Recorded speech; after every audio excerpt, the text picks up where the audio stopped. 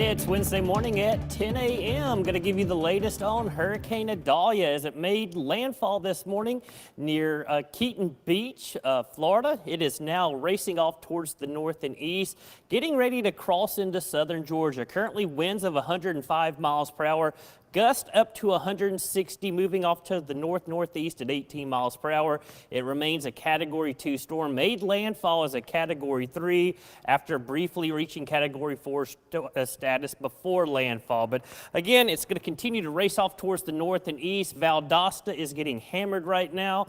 And then this is the overall model track. It's going to continue from North Florida through southeast Georgia up towards Alma. This is where we're going to be dealing with those intense winds 60, 70, 80 miles per hour, and that's going to lift off towards the north and east. Now, here's a live look downtown Macon. We're dealing with clouds, rain, northeast wind at 12. Our winds will be steadily increasing as we head throughout the day. And again, here is that rain shield. It's lifting off towards the north and east and from southeast to northwest across the area, and it's going to be a wet day, one of those rare days. It's 100% chance of seeing rainfall across middle Georgia. Now, here is the center of circulation. It has now crossed Interstate 10, getting ready to cross Interstate 75 as it heads up towards Valdosta. And again, there's the eye wall. That is the most intense part of this storm as it works its way inland. Now, been looking at some of the wind fields around here, and this is what the winds are in the hurricane, and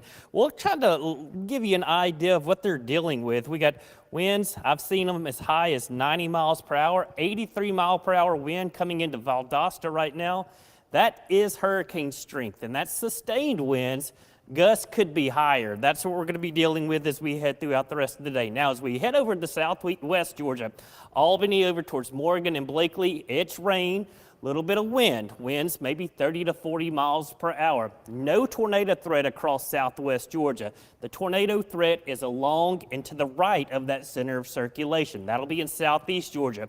But you're going to be dealing with this steady rainfall across southwest Georgia the next several hours. It will gradually taper off from southwest to northeast as we head throughout the day as that center of circulation pulls away. Now, southeast Georgia, we've been watching some of these feeder bands. This is where we've been dealing with some of those isolated quick spin-up tornadoes.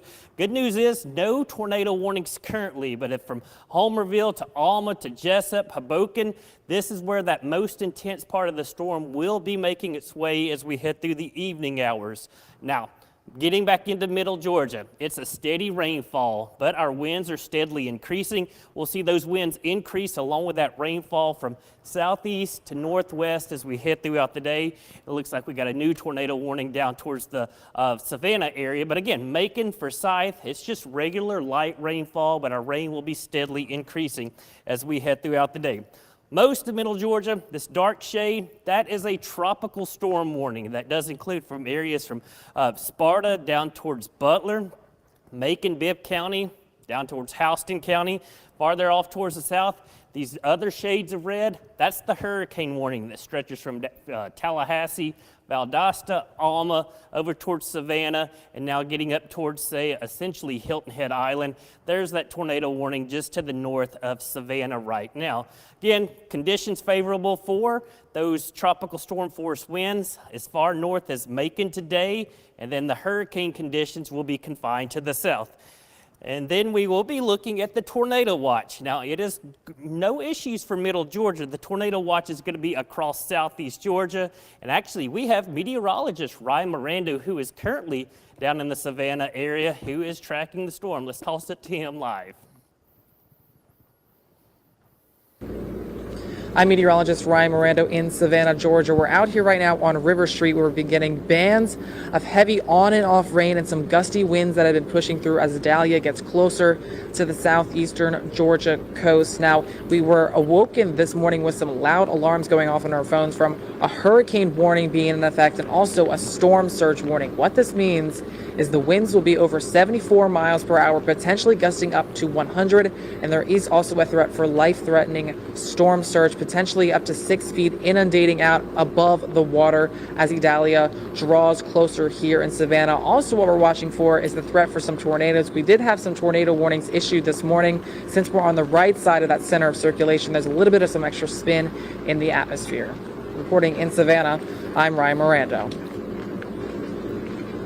And Miranda is going to continue to be across southeast Georgia. He's actually heading out to Tybee Island next, and he'll be reporting live from there. But again, winds will be an issue as we head throughout the day. Sustained winds, 40 to 50 miles per hour. That's why we're seeing these tropical storm winds. These will cause significant power issues across middle Georgia. Do keep that in mind. Along with the wind threat, we're going to be dealing with rainfall. We could easily see 3 to 6 inches across portions of middle Georgia. That's why we have that flood watch in effect until late tonight into early tomorrow morning. So wind and rain is going to be an issue for us in middle Georgia. Again, we're going with the impacts. Wind and rain pretty high today. The tornado threat mainly confined to southeast Georgia. Power outages, expect those, especially for Macon off towards the south and east as we head throughout the day. So that is what we're dealing with in middle Georgia. We'll be doing these updates at the top of every hour, but we're going to continue that live stream over on all our social media platforms, Facebook, as well as Twitter, and don't forget YouTube at WGXA. But again, we'll be here until the storm threat has ended across middle Georgia.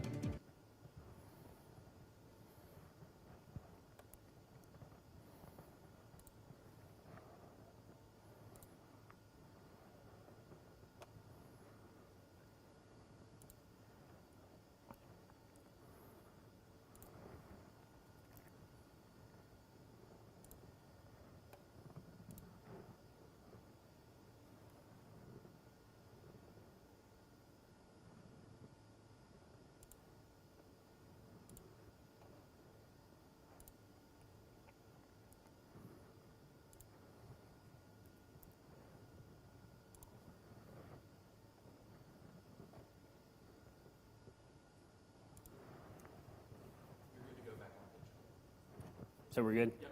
All right.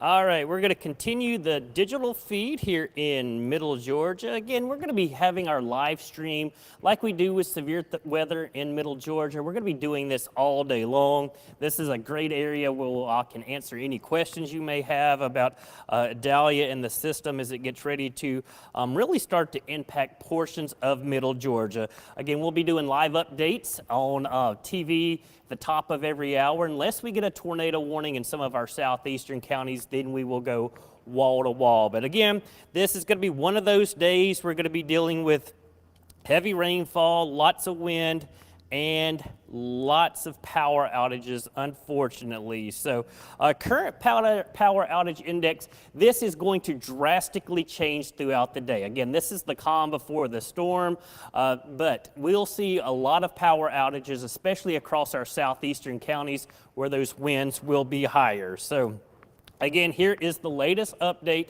We're getting hourly updates from the National Hurricane Center until the storm dissipates. So we're going to see these updating every hour now. But again, winds of 105 miles per hour moving off towards the north-northeast at 18. Category 2 storm. It was a Category 3 at landfall officially with winds of 125 miles per hour. It did briefly ramp up to Category 4 status before it made landfall, but then it weakened at landfall. Certainly some good news, but again, center of circulation very near Valdosta, Georgia right now. That's going to continue to work across south and east Georgia, Alma, over towards Savannah. This is where that greatest chance for tornadoes will be. North of there, that's where the greatest wind and rain will be as we head throughout the day. So again, live look at downtown Macon, got that northeast wind at 12 miles per hour. That will be increasing. And again, there's one tornado warning. That's going to be down in the Savannah market, but you get these feeder bands, and these feeder bands are rotating, little quick spin-up tornadoes. So we're going to see a lot of that across southeast Georgia. We should not have to deal with that here in middle Georgia. So that is good news. We do lose the tornado threat because we're to the left of that rotation, left of that track. Now, again, there is that center of circulation quickly making its way into South Georgia. Again, this storm is moving off towards the north-northeast at about 18 miles per hour. We are expecting it to continue to increase in speed as we head throughout the day. But again, looking at the winds, these are very gusty winds. I mean, sustained winds 70 to 80 miles per hour. You see those bright colors. Here's the radar. That's the Moody Air Force Base radar. That's the one we're looking at right now. That's going to be right in the direct path of that center of circulation. And again, we're going to be watching things all day long across South Georgia and then into Middle Georgia. Steady soaking rain with increasing winds across much of South Georgia as we speak. 75, not a pretty picture today. Just going to be a wet and windy day. Then you get over into southeast Georgia, getting a little break in the activity from St. Mary's up towards Brunswick. But again, then you get up towards Savannah, and that's where we have that tornado warning. Again, that's going to be over closer to the coast is where we're going to be dealing with that. We get closer to Middle Georgia, Houston County, Peach County. You see the radar. That's the Air Force Base, Robbins Air Force Base radar that we're looking at in Twiggs County. You see steady soaking rain for much of Middle Georgia. So that's what we're dealing with. You get closer up towards Butts County, over towards Lamar County, not much going on. It's a cloudy day. You're going to get rain, but you're not going to be dealing with the high impacts of this system like some of our counties in central Georgia. Again, not very often you see a tropical storm warning in effect for all of Middle Georgia, from Sparta to Milledgeville. That's going to include most of Jones County, Macon-Bibb County, Crawford County, and then down into Taylor County, and then off towards the south and east. Tropical storm conditions are expected anywhere within these areas. Hurricane warning in effect from Savannah to Alma to Valdosta. And again, Valdosta is getting hammered right now with those very intense winds, heavy rainfall, and those wind gusts may be over 100 miles per hour. And this is that hurricane warning. Hurricane warning, winds greater than 74 miles per hour. Tropical storm warning or winds from 40 miles per hour to 74 miles per hour. And again, we're going to see a lot of power issues across especially South Georgia and Southwest Georgia as we head through the next couple of hours. And then Southeast Georgia, you do have that tornado watch in effect until 3 p.m. This will be extended later today. They only issue watches for about 6 or 7 hours as far as tornado watches, and then they'll reevaluate, likely pushing this and extending this over to South Carolina as well. But again, it's along and to the right of that center of circulation. That's where you have the right amount of spin. So that's why they do have that tornado threat. Thankfully, not here in Middle Georgia. Here are our current winds. Not too bad. Calm conditions, Monticello to Sparta, but winds are increasing. Already seeing wind speeds to 22, 20 in Vienna, Abbeville. These will be steadily increasing throughout the day, and I think by lunchtime we're really going to start to see those winds increase 40 to 50 miles per hour. We're going to have tree and power issues across our southeastern counties for sure today. Now, as we head through the afternoon, I think this is when Middle Georgia is going to be dealing with the most extensive wind threat across much of Middle Georgia. So that's what we're going to be dealing with. Winds 40 miles per hour. That's tropical storm force in Macon, 50 down towards Cochran, low 50s. And again, these could be wind gusts, and there could be some higher gusts. We're talking 60 to 70 miles per hour. Expect power outages. I'm telling you, we're going to have a lot of power outages across Middle Georgia as we head through the evening and overnight hours. And then rainfall. On top of the wind threat, we got the rain threat. And again, steady, soaking, persistent tropical rains as we head throughout the afternoon. And the rain may come to an end before the wind does. That's how a lot of these hurricanes act. The wind field is so expansive, and the rain going to be confined to that area around that center of circulation. And that's where we're going to be dealing with those heaviest amounts of rainfall. So just getting you ready. Macon to Warner Robins, 1 to 2 inches. That's on average. Some locations will receive more. 3 to 5 inches as you head down towards Cochran, Eastman, McRae, maybe 3 to 6 inches. As you get over towards Emmanuel County, you could get in Toombs County, easily over 6 inches. That's where that heaviest amount will be, and that's just for today. So that's why we're going to be watching conditions very favorable for flooding. That does include flash flooding. And then after this, you'll have the river flooding that we'll have to worry about because all that water, it has to run somewhere, so it runs into our rivers and streams. Flood watch through tonight, essentially. So once the system leaves, we'll lose the flood watch, but all of Middle Georgia essentially under that flood watch as we could be dealing with those rainfall issues throughout the day. Now, flooding, it is a concern. We got it a medium-high threat. Same for wind. The tornado threat, that's going to be confined to southeast Georgia. So that's certainly some good news. That's their problem. We're just going to be dealing with a low-end tornado threat. And then power outages. I'm telling you, we're going to be dealing with those widespread power outages as we head throughout the day and really into the overnight hours. It's going to be a prolonged event. Just be patient if you do lose power. So that's why we're doing that weather warn day today, because we are feeling the impacts from Hurricane Idalia. Tropical storm warning, it's in effect. A flood watch is in effect. Rainfall totals easily 1/2 inch to maybe over 6 inches of rainfall in some locations. Some spots may not receive much, especially in our northeastern communities over towards, say, Thomaston, maybe Barnesville. You may not see much in the way of rain from this system, but other locations will be getting very heavy rainfall. And again, just a reminder, you can always download the WGXA SkyWatch weather app. It's free. It has all the watches and warnings on it. It has those push notifications that will alert your exact location to those specific watches and warnings. And of course, it has that interactive radar that you can use to see where the closest storm is, rainfall, and all sorts of things. So jump on social media real quick, see if there are any questions showing up, and we'll be here again all day long. We'll live stream all day long. We'll take breaks throughout the day. And then, of course, at the top of every hour, we will be talking about live cut-ins on WGXA, that is Fox 24, as well as ABC 16. So we will keep you informed and up to date. But again, let us know if you have any questions. Let us know what you're seeing. Don't forget you can send information through our Chime In on our apps, as well as on our website at WGXA.tv. A lot of schools are out today. Do keep that in mind.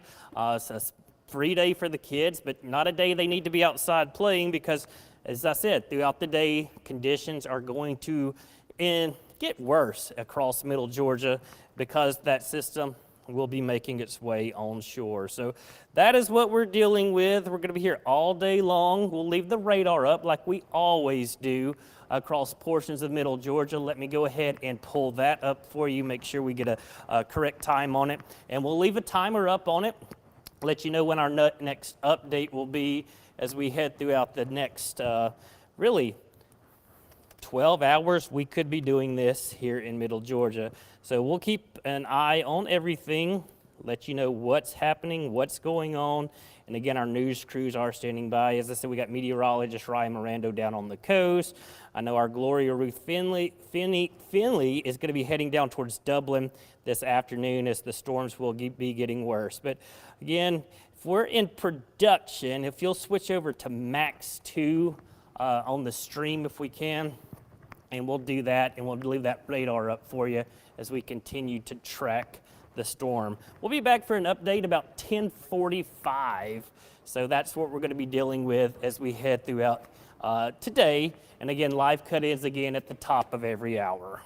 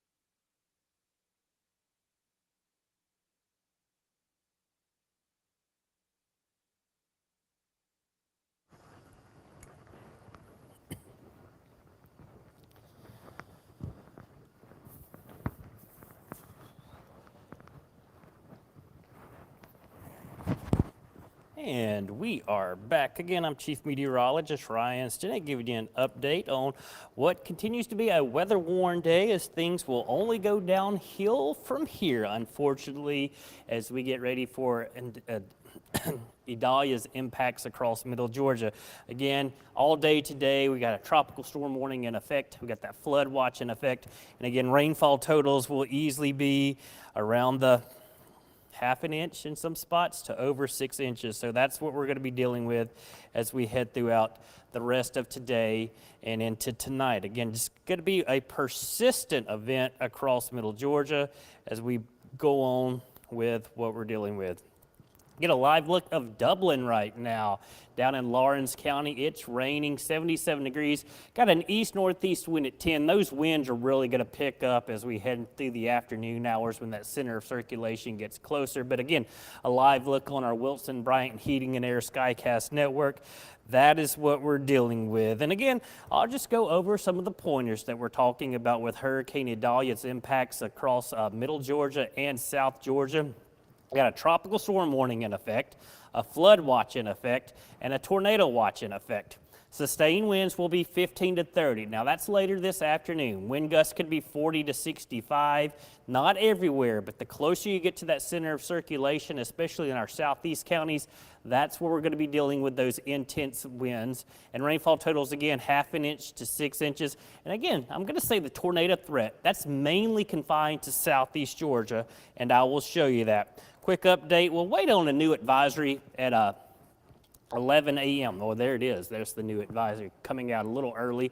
Winds of 90 miles per hour down to a Category 1 storm. So it is weakening, but it's speeding up as well. You know, moving north-northeast at 20 miles per hour. The center of circulation now completely in South Georgia from Valdosta to Alma all the way up towards Savannah. That's where you're going to get really that intense wind the next few hours and then into the evening hours. And again, this is the rain effect. The winds extend out farther away from that center of circulation. So keep that in mind as we're talking about this system as we watch it the next few hours. And again, I'm going to continue this stream until the top of the hour. That's when we'll do a live cut-in on WGXA, Fox 24, and ABC 16. And again, we're going to keep the stream up all day long as well. But again, looking at the radar, steady soaking rains across all of middle Georgia. Again, it's moving from southeast to northwest. Everything's moving backwards today because of this system. But again, it's raining just about area-wide. One of those rare 100% chance of rain days across middle Georgia. Now, here is that center of circulation. This is the eye wall, actually impacting Valdosta over towards Homerville, and this is where we're seeing some of those intense winds. Now, that little donut you see right there, that's the Moody Air Force Base radar. So that's where we're getting this radar information. It's scanning this. Very intense winds likely with this, and we'll look at some of the winds within this area and give you a general idea that what we could be seeing. Again, this is just around the Valdosta area. Winds 59 miles per hour. That's pretty close to the surface. 62 miles per hour. Minus 70, which is 70 miles per hour because we're on the opposite side of the radar. So winds near hurricane force, that's what we're dealing with in that part of Georgia. Southwest Georgia, Albany, over towards really Dawson. It's raining, and that's what we're going to be dealing with. Winds not too bad. These are flood warnings in effect, or flash flood warnings for Moultrie, Adalia, Nashville. We'll see these continue to be expanded off towards the north and east as we head through the day as we continue to track this system. Not too bad over towards I-95, but the winds are going to be increasing, and they could be doing what this area from Jessup to Brunswick to Savannah. That's where we're going to be dealing with those isolated tornadoes. Got a tornado warning for Chatham County, which Savannah's in, and then you got that steady soaking rain making its way towards middle Georgia. Again, all of us dealing with rain today, and we're going to be dealing with those increasing winds as well. So go ahead and get ready for that. Tropical storm warnings in effect for most of middle Georgia. Does include Bibb County off towards the south and east. You get down into southeast Georgia, hurricane warnings, Valdosta to Alma to Savannah, and that does include winds could be anywhere from 75 to 100 miles per hour. From Dublin to Macon, we're looking at winds of 40 to 60 miles per hour, and we are expecting a lot of tree issues. So here are our current winds. Not too bad, but these will be steadily increasing as we head throughout the day. Got winds of 21 to 22 down towards Abbeville and Vienna. Winds will be increasing the next couple of hours, and hour by hour notice by 2 p.m., 40 to 50 mile per hour winds. That's tropical storm force. We can get 40 to 50 mile per hour winds in Macon-Bibb County. Keep that in mind. Easily seeing winds over 50 miles per hour, Telfair County, Montgomery County, Wheeler County. And again, we don't have to worry about the tornado threat here. It's on the other side of that center of circulation. That's where that spin will be. So that's where we're going to be seeing that tornado threat. But for us, for middle Georgia and into our southeast counties, it's wind and it's rain. And rain will become a major issue as we head throughout the day. Again, steady soaking rain. And you may think, well, the rain's going to be tapering off by 5 or 6 o'clock. I'm not buying that. Even if it does, it's still going to be very windy. The wind field within this storm system much greater than the rain shield that we're dealing with. So keep that in mind. But even later tonight, things will be winding down. The system going to be quickly in and out of here. And again, just getting updates as we look. 3 to 5 inches of rain certainly possible around Macon. We're talking 1 to 2 inches easily. That's on average. Some locations will pick up more. And again, as you head down towards the coast, Soperton, Dublin, Wrightsville, you could be dealing with those flooding rains as we head throughout the day. Flood watch in effect for all of middle Georgia through tonight and into early tomorrow morning until the system exits. So our storm impacts will continue to be flooding. That's a concern. Wind, that's a concern. And then tornadoes, not much of a concern. That's mainly along the coast. And I'm saying outages, that's power outages. That's going to be a high threat from this storm, especially south and east of Macon. Go ahead and make plans that power outages are going to be increasing as the winds increase as we head throughout the day. So that is what we're dealing with right now across middle Georgia. Again, we are on all social media platforms. We're going to be streaming all day long. If you have any questions, let us know. We will try our best to answer them. I know most schools are either closed or turning out early today, so that's certainly some good news. Cheryl Finley, you're welcome. Or Finney, you're welcome. My pleasure doing this update for you. But again, just going to be one of those days, and we're going to ride this to the top of the hour because we're going to do another cut-in on TV when we get the new update in from the National Hurricane Center, and that's what we're going to be dealing with. One of our storm chasers down in Northwest Florida, it's Brett Adair. Let's check his stream. He's down near Steinahachie, and you see a lot of tree issues across the road. That's one of our storm chasers, so that's what we're dealing with. There's the road covered with those trees, and these are those tall southern pines that we know cover much of South Georgia. Now this is down in Northwest Florida, but this is what we can expect as the storm system continues to make its way off towards the north and east. So continuing to watch that. That's what's heading our direction. And again, those are trained professionals. They know what they're doing out there chasing and getting us all the information. Just update on some winds, east-northeast at 10 miles per hour, and we'll look at rainfall totals. Now, this is going to be since midnight across middle Georgia. McRae, you're nearing an inch of rain already. Jeffersonville, almost 2/10 of an inch. And again, these will steadily increase throughout the day as the rain's just going to be relentless. It'll steadily increase. And again, you get closer to some of these feeder bands. That's what we talk about, those rain bands. That's where those rain chances are going to be much higher and much more intense. And that's why we do have that flood watch in effect for much of middle Georgia. So that is currently what we're dealing with. And again, heavy rainfall will continue to increase in coverage. Here's a live look at the radar. Again, Columbus to Thomaston to Monticello, not seeing much in the way of that rain right now as far as intensity, but these darker shades of orange and red you see. And this rain, where there's brighter shades, that's higher winds as well. So that is what we're going to be watching throughout the day. You'll get these feeder bands is what we like to call it. They're spiraling around that center of circulation. and that's where we could be seeing a few of those isolated tornadoes down towards the coast, but also you get those higher wind gusts. So we're probably getting some decent winds around Sandersville, Wrightsville, Dublin, and again, we'll be watching these as we head throughout the day as we continue to deal with this system impacting much of middle Georgia. Again, when I say a tropical storm watch is in effect, or a warning is in effect, we're going to be dealing with these throughout the day. Winds got to be 40 to 74 miles per hour. That's a tropical storm warning. And then you get down into the hurricane warning area from Savannah to Alma to Valdosta down towards Tallahassee. And again, the center of circulation now completely in South Georgia. So that is what we're dealing with currently as we look across South Georgia. Again, getting ready for that cut in. And again, we'll live stream our storm chaser down in the Florida, North Florida, see what he's seeing. Again, it looks like he has stopped at a convenience store. You can see the power's out. The Bud Light sign, obviously not on. Doesn't look like there's any lights on. So loss of electricity. I know at last check, and this was about an hour ago, there were over 180,000 people without power in Florida. And again, that's going to continue to increase as we head throughout today here in middle Georgia, as well as South Georgia, as we're dealing with this storm coming into the area. So again, just going to be a long, persistent day.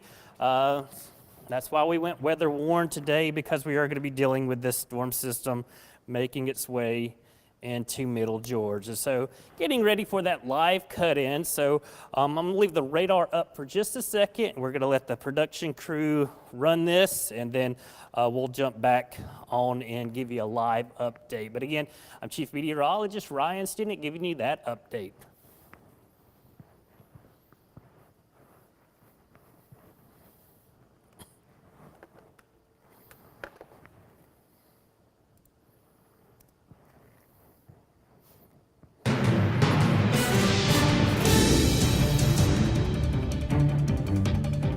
Again, I'm Chief Meteorologist Ryan Stinnett. We are tracking Hurricane Idalia as it's now into South Georgia. Latest update from the Hurricane Center as of 11 a.m. Winds 90 miles per hour. Those are sustained winds, gusting as high as 115. It's increasing in that forward speed, which is north-northeast at 20 miles per hour. It's a Category 1 storm, and that's, again, completely in South Georgia as we speak. So we'll give you an animation, show you where the storm is heading now. So from Valdosta to Alma, this is where we're going to be dealing with intense wind and rain the next hour or so. This will continue to lift off towards the north and east. Again, along and east of that center of circulation, or to the right, that's where the tornado threat is. We're not worried about a tornado threat in middle Georgia, but we are going to be dealing with that wind and hail over the next few hours. Here is a live look at our Dublin camera down in Lawrence County.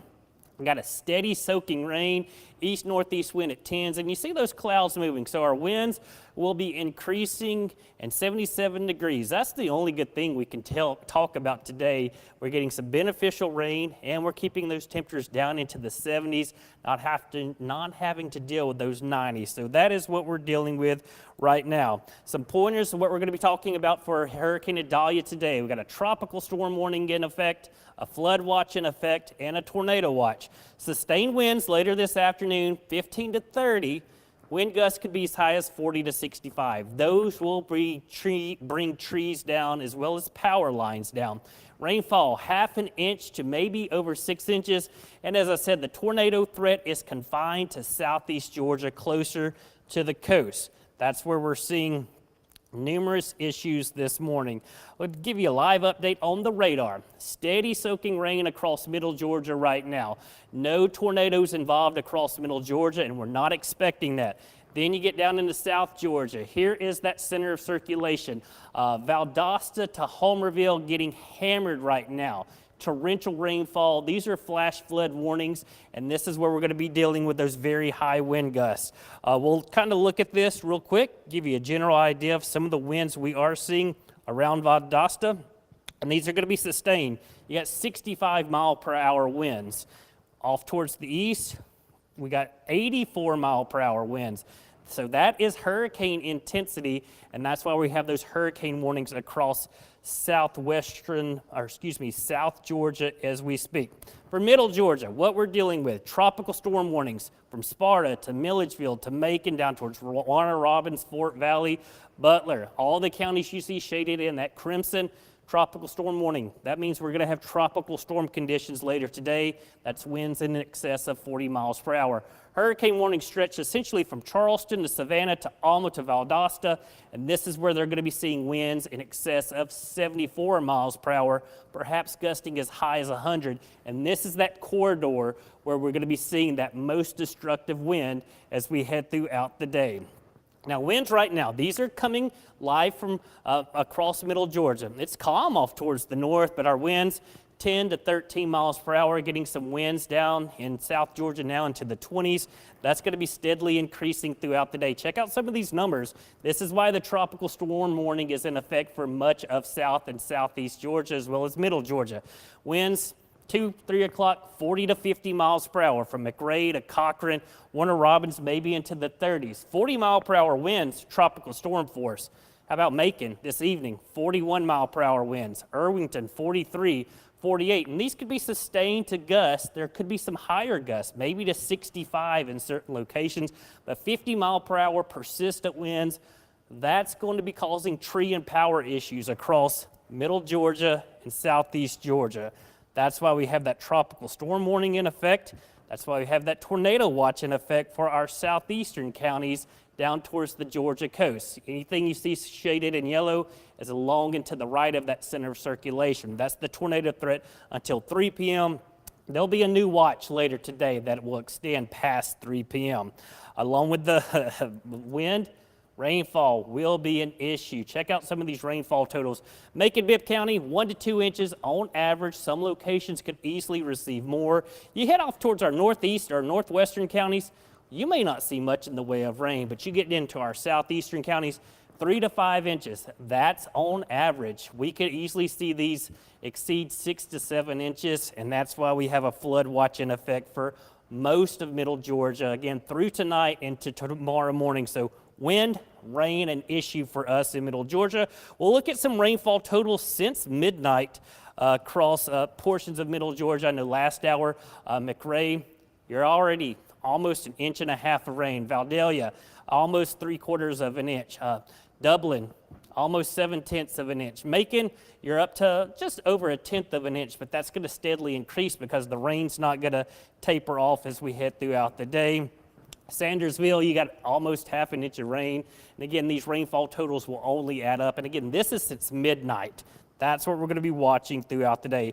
Power outages, nothing to really report right now, but this will increase as we head throughout the day as well. So do keep that in mind as we head throughout this evening. The highest impacts are going to be those power outages. That's what we're going with a high threat. Flooding and wind will be a concern as well. The tornado threat mainly confined to the coast. So this is what we're dealing with. Weather warned day for today across all of middle Georgia as Hurricane Idalia's impacts will be felt.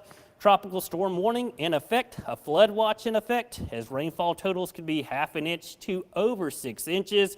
Again, we'll keep live streaming on our social media platforms throughout the day, and on live TV, we'll be doing cut-ins at the top of every hour unless conditions warrant more use. Until then, I'm Chief Meteorologist Ryan Stinnett.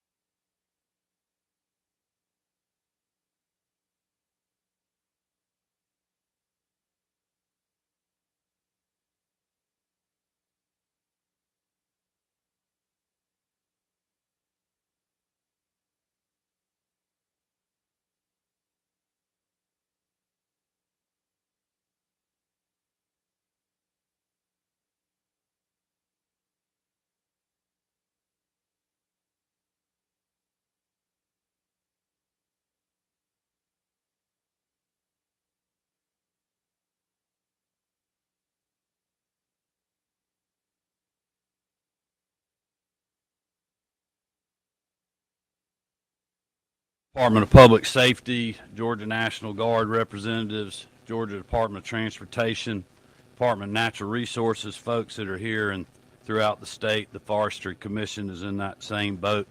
Our Agriculture Commissioner, Tyler Harper, and his team at the Department of Agriculture, Insurance Commissioner, General John King, Attorney General Carr, and others who are helping Georgians in the state prepare and now respond to the hurricane.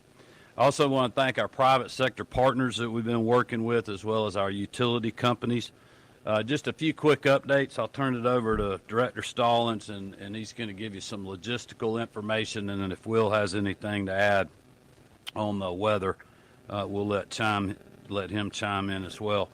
On our private sector utility partners, we got about 61,000 without power right now that we know of. We have folks standing by and ready to move as soon as it's safe to do so, and Director Stallings will fill you in a little more on that here at the end of the briefing. As you all know from current events, Adalia made landfall on the Florida Gulf Coast as a Category 3 this morning before dropping to a Category 2, and currently it's Category 1 as it continues to move throughout Georgia. We feel like that'll fall to a tropical storm by the time it leaves us and heads into South Carolina. It entered Georgia around 10 a.m. We're thinking that it's going to get to South Carolina between 8 p.m. and 10 p.m. this evening. There's been a heavy impact in South Georgia with heavy rainfall and heavy winds. I know most of the people across the state of Georgia will not feel the impact of the storm, but for those that were in the line of the storm, it is very hard hitting, and we're certainly watching that as it continues to move through the state. We had multiple counties in the affected area that are seeing winds in the 70 to 80 mile per hour and some gust up to 90. We know by radar it looks like we may potentially have in some areas 9 to 10 inches of rain. The good thing is this is a narrow storm and is very fast moving, so it's not sitting on us and dumping even more rain than that at one time. So we're thankful for that. Just to give you some logistics on what Director Stallings has been doing in my direction, we've activated the State Operations Center, as you all know, early Monday morning to monitor the storm's progress and coordinate closely with all relevant agencies that I mentioned earlier, not only at the state but also at the local level, and we've certainly been in touch with our partners at FEMA. The state of emergency was issued yesterday, making state resources available to all local governments and organizations within the hurricane impact area. We have assets staged, and our personnel are in the EOCs in the affected areas, and we're coordinating with our utility providers, and Director Stallings is going to talk a little bit more about that. Lastly, I would just say that we feel fairly confident that we're going to be able to get crews moving here as we move into the afternoon. We obviously have to make sure that the storm passes and it's a safe environment for them to be working. You're talking winds that drop below 35 miles an hour for folks that need to be up in bucket trucks. We certainly want to take make sure our first responders stay safe. But as soon as those conditions are right for us to move, we have resources ready and able to do that. Lastly, I would just say when the storm came into our state in counties like Eccles and Lowndes, we've certainly seen a lot of downed trees. I mentioned the power outages, and there has been some flash flooding. So we're going to continue to watch that as the storm moves, but thankfully it is weakening now. And with that, I'll turn it over to Director Stallings, and then if Will has anything, we'll let him brief you guys, and we'll do some questions. Director. First and foremost, I want to thank Governor Kemp and the First Lady for their support, their quick action and turning us loose to do the job that we are trained and exercised to do. We do appreciate that. It's that quick response that allows us to fill a room like what you've seen here today with the state assets to do the job we need to do. With that, we are prepared. We've got pre-positioned assets all over the state. That includes State Patrol, DNR, Forestry Commission, Georgia Guard. We're ready. Air assets, drones, search and rescue teams. We have tarps, MREs, waters, all the things that you would think that would be needed in a time like this. We have those pre-positioned and downrange. We also have our staff inside all of the local emergency management centers that are going to be impacted. so that we can get those need responses quickly and in a timely manner. Something that we want to remind everybody, though, is that with all the power outages that we have, the trees that are down, it will take us a little while. We always remind you 72 hours is the time frame you need to be thinking before you can expect a true power response. If it's before that, then really we're very pleased, but it takes us a little while to get back into the area. We have to open up roadways, we have to clear right-of-ways, we have to assess transformers, get live wires that are down disabled so that we can get crews in there safely. As the governor mentioned, we do need those winds down below 35 before we can get folks up in bucket trucks, and so that's extremely important as well. We have shelters all over the state, so if you are if you had to evacuate due to the storm, we have shelters that are already standing. American Red Cross has got shelters up, and then we have some shelters that are being run by the counties as well. If you need anything, the 1-800-TRI-GEMA number is a number that you can go to that will get you service. You can also visit our website for a list of events. We have a banner scrolling across the top of ours that will get you to a lot of the resources that you might have. Short of that, we're just standing by waiting for the storm to continue to do what it's doing. We're kind of in that wait and hold pattern. But as the governor mentioned, we are hopeful that it's out of the state by 8 p.m. this evening, maybe 10 o'clock, and then that we can begin to assess. For those that were hit first, we will try to get to you first. Our goal is to circle in behind the storm and immediately start providing those resources as we can. With that, sir, we'll take any questions. Will, you have anything you need to add? So, as the governor mentioned, it's a Category 1 hurricane right now. It's weakening pretty quickly. Hopefully will be a tropical storm here within the next few hours as it moves closer toward the Georgia coast. We will still see some heavy rainfall in the meantime and sustained winds of 50 to 60 miles per hour near the core of the storm and gusting higher, and then obviously tapering off as we get closer to the coast. But like they mentioned, hopefully it's out of here within the next 6, 7, 8 hours or so. All right, Richard.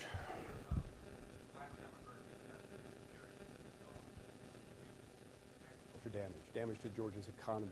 Talked a little bit about Director Stallings with this. Are you seeing any of that now? Is this a different storm than Michael was 5 years ago? Well, it's definitely different than that in a good way. Not that any of these things are good, especially if you're in the line.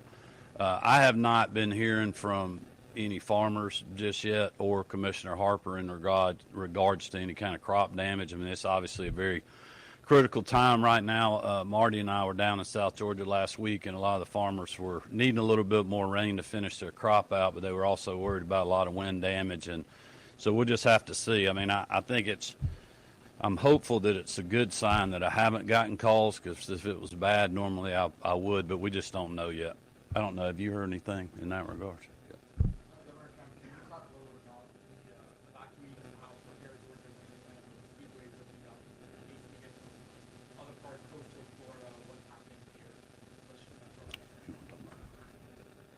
So yes, Atlanta Motor Speedway did open up. Traditionally, that's more for RVs, campers, things of that nature that can come in. We do have shelters, though, that have been opened up, continue to open as that need arises.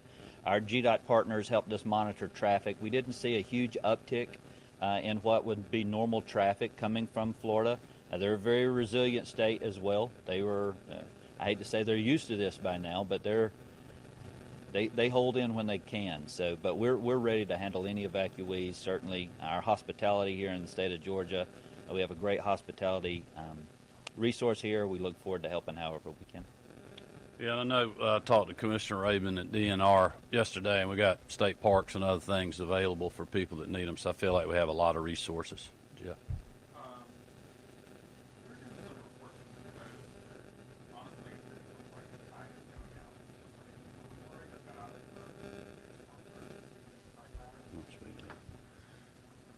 Thankfully, the storm is moving pretty quickly. Hopefully, it's moving into South Carolina by the time high tide reaches it. I think along maybe the Chatham, Bryan, Liberty County coast, it may be a bit of a closer call. The NHC is saying 2 to 3 feet of storm surge is possible on top of the high tide. So If that lines up with a high tide, then we could see 2 to 3 feet of coastal inundation, which could cause some minor to moderate impacts for sure. I think one of the good things is this storm is coming through our state. Thankfully this time, not thankfully that it's coming, but thankfully it's coming during daylight hours, so it's a lot easier to monitor, especially for the general public, what's happening on the ground versus trying to do that in the middle of the night when it's dark.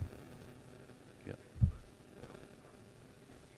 When it's going to hit Savannah and how well prepared, and what it's going to be like when it gets into the Savannah area and how well prepared Savannah is right now? Sure. So it is probably going to be a tropical storm strength when it moves through Savannah between 6 and 9 p.m. tonight. At this rate, I would guess that it's probably going to be tropical storm strength with as quickly as it's as weakening. It will be a pretty tight area that gets that highest wind, though. This is not a wide core of the storm, especially with it weakening. So they'll get some heavy rain, some strong gusty winds tonight around sunset, hopefully out of there by 10 o'clock p.m. And like I mentioned, maybe some minor coastal flooding as well.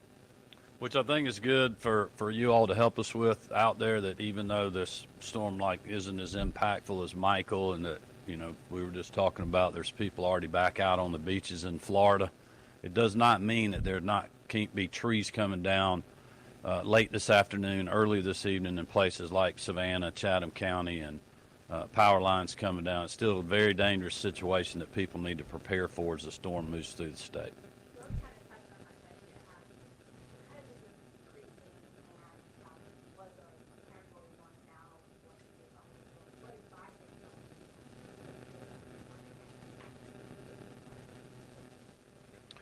Well, I think that's what you all can help us. I mean, listen, this is still a bad storm that's coming through, and when you have a lot of rain, you have the potential for trees to come down, and we just got a report of someone we know that a tree just went through their roof in Valdosta.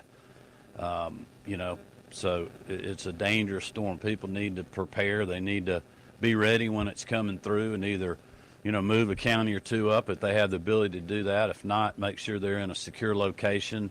Watch out for down power lines and other things of that nature, and just, you know, if they got an hour or two or a couple hours before the storm gets there, get a little extra bottled water if you get cut off or lose power, and just smart things like that. We got a lot of information on the website, and obviously the phone number people can call. Yeah. Well, I'll let Director Stallings talk about the FEMA administrator reached out to our team yesterday. We played phone tag, but yes, there has been federal response. We appreciate that. I don't know if you want to mention anything else on the federal side. Normally we're dealing with them mostly post-storm.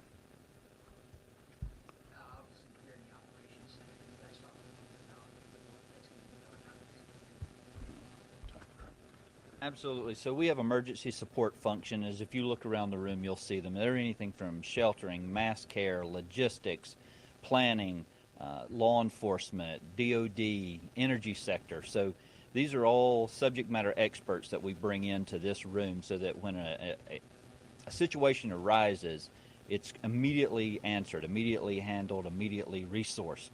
We have a database through WebEOC where the counties, as they see an issue arise, they immediately put it in, and it comes to this desk behind us. They will immediately get it to that group that needs to handle that response. It's a lot of communication going on in this room, a lot of talking, a lot of integral partnerships, a lot of blue sky day work that goes on in this room to prepare for these days. I think.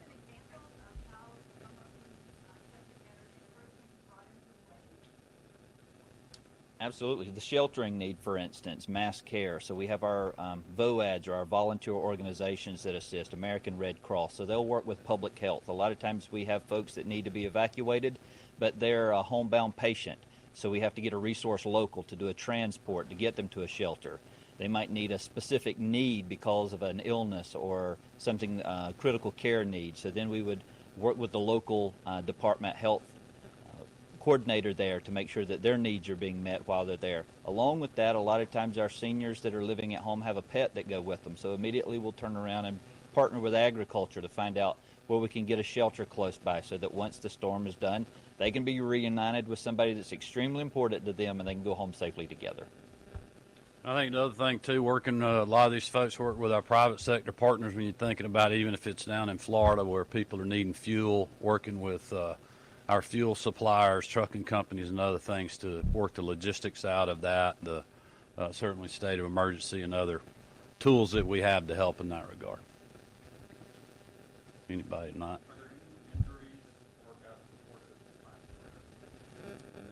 Yeah, none that we know of.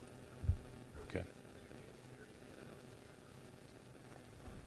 Well, we definitely know in Eccles County that we've got a lot of down trees, power outages. We've had some road blockage on I-75 north, I think it was, that they were trying to clear, and then the winds got too high, so we had to pull everybody out. We've got alternative routes that are part of the hurricane evacuation routes that people are using. So we know of things like that that we're responding to. I mean, I just had somebody send a video of a transformer blowing at Jekyll Island. So, I mean, you're going to have things like that happen. Thankfully, it's nothing to the scale of Michael was. All right, thank you all. We'll keep you updated.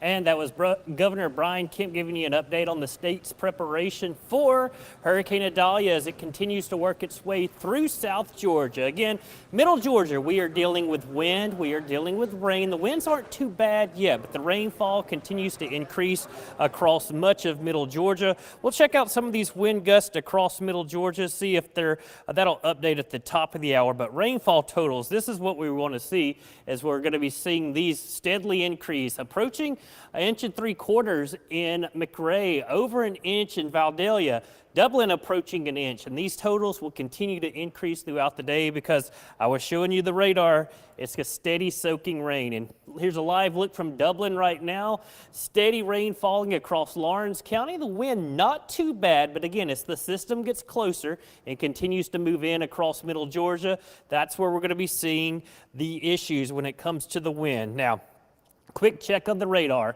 We're going to be again looking at what we're seeing. Steady rain in Middle Georgia. As we head down towards the south, we're actually seeing the center of circulation.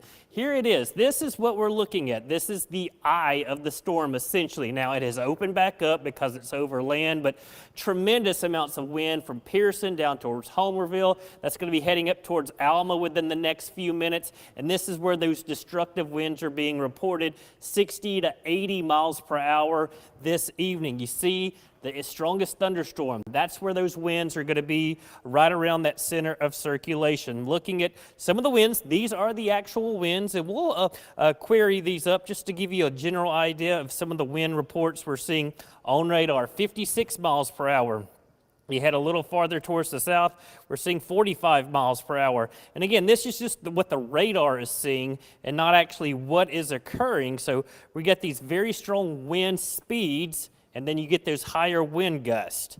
That's what we're going to be dealing with. Now, as we go back to the radar, again, it's going to be one of those days when we're watching everything. Southwest Georgia, things are starting to wind down from Albany to Morgan down towards Blakely, Bainbridge. Still a little breezy at times. The rain is tapering off. Again, it'll taper off from west to east as the system continues to shift off towards the east. Now, you get over into southeast Georgia. Here again is that center of circulation. It's traveling from Valdosta. Lots of reports of trees down around Valdosta, and that's going to continue to head up towards Alma, Douglas, Osceola, Fitzgerald, and then you notice you get up close to Telfair County. That's where we're going to be seeing some of those heavier winds over the next few minutes. Again, closer to the coast, this is where that tornado threat is. Savannah Station's reporting a lot of tornado warnings down there throughout the morning hours. For us in Middle Georgia, if you're east of Adalia, that's where the tornado threat is. Adalia to McRae to Dublin, mainly just a rain threat and a wind threat. So we're going to continue to watch this system as we head through the rest of the afternoon. We'll get a quick update on the specifics. It updates every hour now. Winds are down to 85 miles per hour. Certainly some good news. Still a Category 1 storm. And again, that is over South Georgia as we speak. Quick update on the advisories we have throughout Middle Georgia. We've got a tropical storm warning in effect from Sparta to Milledgeville. That's going to head over towards Gray, Macon, Butler, as well as Roberta, and then down towards the south and east. You get a hurricane warning for Alma to Valdosta, and that'll continue to over Savannah. And again, this is where those winds will be over 75 miles per hour, maybe gusting as high as 80 or 90. You get up into McRae, Telfair County, Dodge County, you're going to be seeing those winds 40 to 60 miles per hour as we head throughout the next several hours. Current winds across Middle Georgia steadily increasing. We're seeing those sustained 17 to 25 miles per hour. These will continue to increase as we head throughout the day.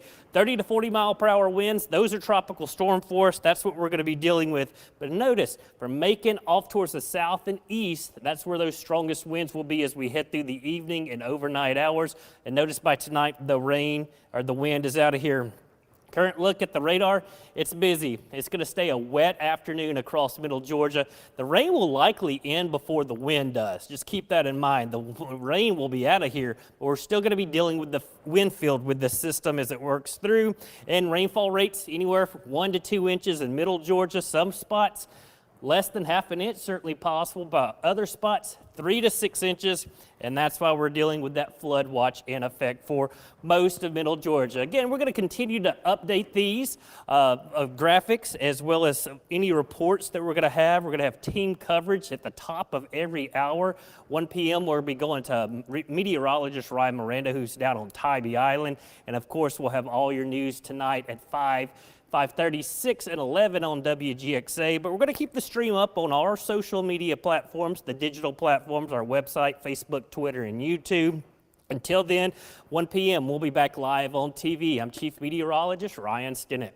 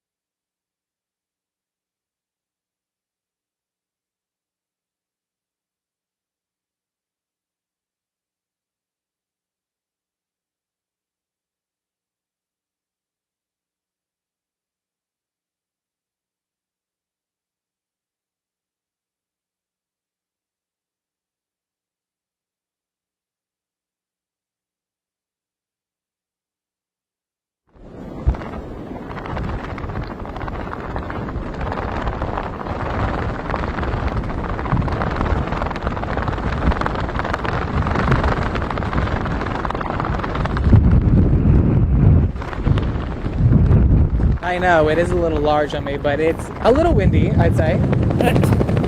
There's someone in the water. Oh, yeah.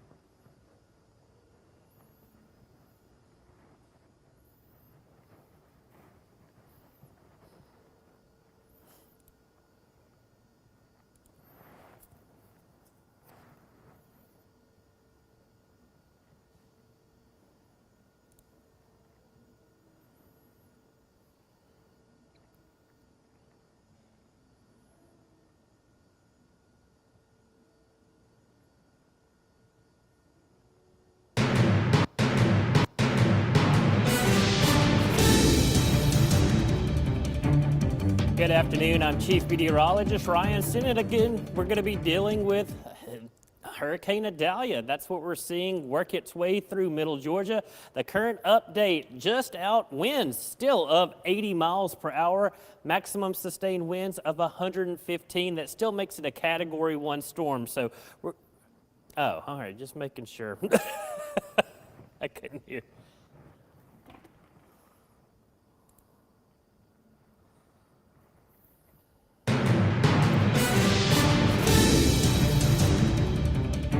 Coming up on 1 p.m. here in Middle Georgia, we're doing our update on Hurricane Idalia. Winds of 80 miles per hour, gusting to 115. That maintains it a Category 1 hurricane, and it continues to move off towards the northeast at 20 miles per hour. Center of circulation between Valdosta and Alma currently, and that's where the worst of the weather is. But we are dealing with a lot of rainfall and a lot of wind, and those power outages are starting to increase across much of Middle Georgia, especially the state of Georgia. Over to 78,000 reports of power outages, starting to see numbers increase in Jones County as well as down into Wilcox County, Lawrence County, and numbers increase as we head throughout the afternoon hours. But again, looking at current winds, these will be updating in a few minutes.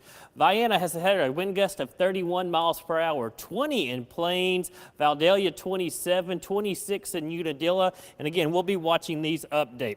There's the latest update from on the actual storm itself, but here's a live look from Dublin, Lawrence County. Sustained winds northeast at 16 to 15. You see it's raining, it's coming down. Looking down at the traffic lights, we've been watching to see if maybe they lose power, but you see the wind, our camera's shaking a little bit. Notice the trees, and it's just a steady soaking rain ongoing across much of Middle Georgia. And again, heaviest and worst of the weather is going to be south and east of Macon, where we're seeing these brighter shades of yellow and orange. Those are the higher winds. That's the heavier rainfall, and that's what we're dealing with in Middle Georgia. Going down into southeast Georgia right now, this is what's left of the eye wall. This is the most intense part of the storm right now. This is where those hurricane force winds are. Again, stretching from Valdosta to Pearson, now up towards Alma and Baxley. Flash flood warnings, rainfall rates 2 to 3 inches an hour. That dumps a lot of rainfall in a short period of time. And again, the winds, this is where we're seeing those winds anywhere from 50 to 70, even reports of 80 miles per hour. Again, we'll query some of these just to give you some idea of what the radar is seeing. 72 mile per hour wind just north of Nashville. That's producing tree and power issues, and we're getting a lot of reports of power and tree issues down across South Georgia, and that's going to continue working its way into essentially southeast and middle Georgia. Off towards the west, southwest Albany, Camilla, Newton, it's winding down. You didn't have much in the way with this storm. It's mainly been off towards your south and east, so you're pretty much going to be done with this system. Still a little windy throughout the day. Now, as you get closer to southeast Georgia, from Shawnee to Vidalia down towards Savannah and Townsend, this is where that tornado threat is this afternoon. But from Vidalia to Dublin to Macon, just regular old rain and a lot of wind as well. And then you get back towards Thomaston, Forsyth, Monticello, regular rainfall, not expecting much in the way of anything. Rainfall totals, check it out. McRae, over 2.32 inches. Vidalia, almost 1.25 inches. Over 1 inch in Dublin, as well as Vienna and Tennille. Sandersville is approaching 1 inch. For Macon itself, we're approaching 1/2 inch. And again, these totals will continue to increase as we head throughout the rest of today. Tropical storm warning in effect for most of middle Georgia. Again, this is not going to change until we get done with the system. And we still have those hurricane warnings from Savannah to Townsend to Alma down towards Valdosta. And this is where that main area of wind is going to be, anywhere from 70 to 80 miles per hour. This is where they're going to see widespread wind damage. For us in middle Georgia, we're just going to be tracking those winds as they will be producing areas of tree issues. So winds the rest of today going to continue to increase, especially in our southeastern counties, 30 to 40 miles per hour. That's what we're going to be dealing with. This will produce tree and power issues. Now, we do have meteorologist Ryan Miranda, who's down on Tybee Island. Ryan, what's the latest where you are? Yeah, Ryan, the center of circulation is getting closer and closer to us. We really haven't got a tropical downpour in a while, but as you might be able to tell, the wind here is very much beginning to pick up. The winds are easily gusting over 50 miles per hour right now, especially since there's no friction that's coming off the water. Now, there's a surprising amount of people in the water right now. It's about 10 people or so that are standing in the water. Even one person out there is about knee deep. The winds are just super strong. The surf is really rough out here. You can even see some of the wind blowing some of the water this direction. Now, since we haven't really got a good tropical rainfall in about 2 hours, the top level of sand is drying out. And when we have these completely high winds, it's actually, oh my hat, it's actually blowing some of the sand in the direction towards the dunes. We were walking out here on the pier and getting pelted in the face with the sand that's being pushed up by these incredible high winds. The winds could even begin to pick up as that center of circulation gets even closer for us. But right now we're dealing with winds easily upwards of 50 miles per hour. Ryan, I'll toss it back to you in the studio. All right, and you stay safe out there, Miranda. And again, we're going to be watching that very carefully.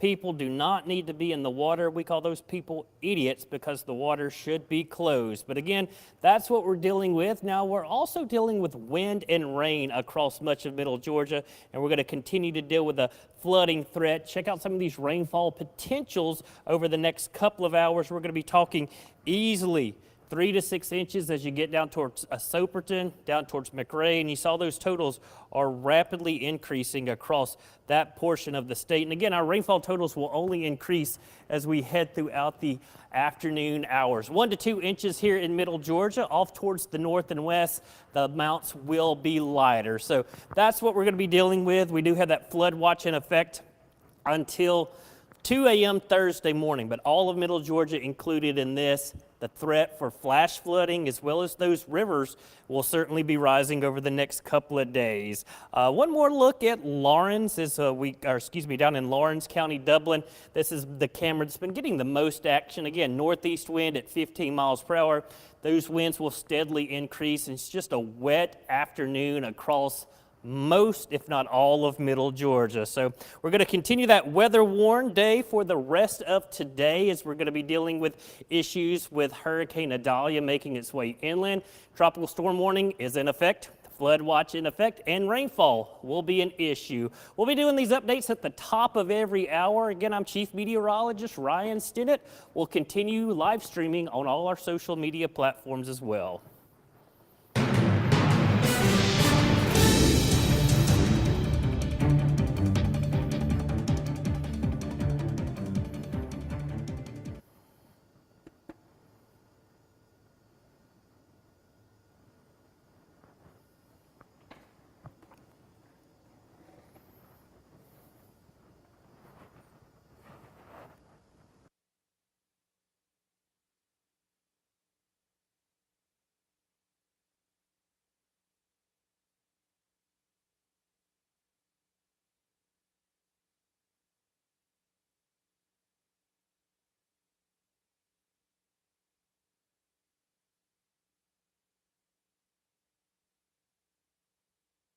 Of Adalia is coming right overhead. We're easily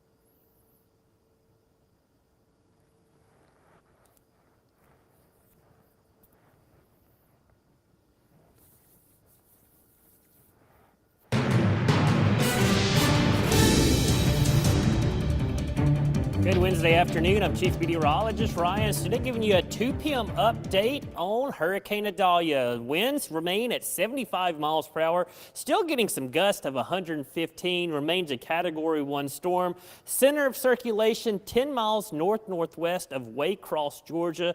And again, this is the storm pushing off towards the north and east at 20 miles per hour. Now, here's a live look from Dublin, down in Lawrence County. We got 73 is the temperature with a steady rain falling. Now, northeast wind at 15 miles per hour, and we are seeing some higher gusts across much of middle Georgia, and I'll show you those in just a second.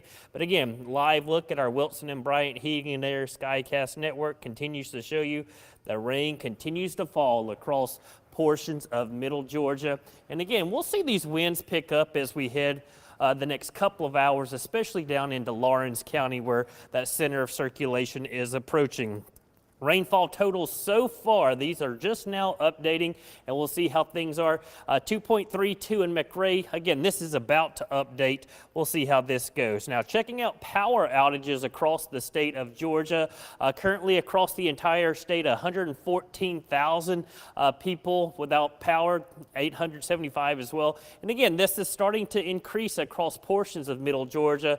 Wilcox County, Putnam County, Dodge County. We're going to start to see these numbers increase as the winds really start to increase across middle Georgia. Now, peak wind gusts, we've had 36 at Adalia, 33 in Vienna, 31 in McRae, 27 in Cordele, Jeffersonville, 22 miles per hour. And again, these winds will increase as we head through the next couple of hours across much of middle Georgia. Let's see if these rainfall totals have updated. If they have not, we can go by radar estimates. They have not. But again, here is the radar. There we go, just now updating. So we'll go back to that graphic now. Looks like still McRae's had the highest amount of rain, 2.66 inches. Vidalia, 2.24. Dublin, 1 3/4 inches. You get over towards Macon, approaching 0.6 of an inch. So this is rain that has already fallen, and this is what we're looking at as we head through the rest of the afternoon. Some rainfall totals, that additional rain we could see. We're talking 1/2 inch to 1 inch across a lot of middle Georgia, 1 to 2 inches off towards the north. The heavier amounts are, of course, down near that center of circulation. 6+ inches still possible in portions of Georgia. 3 to 6 inches from Mount Vernon down towards Soperton. Maybe 1 to 2 inches across Twiggs County, Wilkinson County, as well as Washington County. So that is what we're dealing with right now. We still have the flood watch in effect across much of middle Georgia.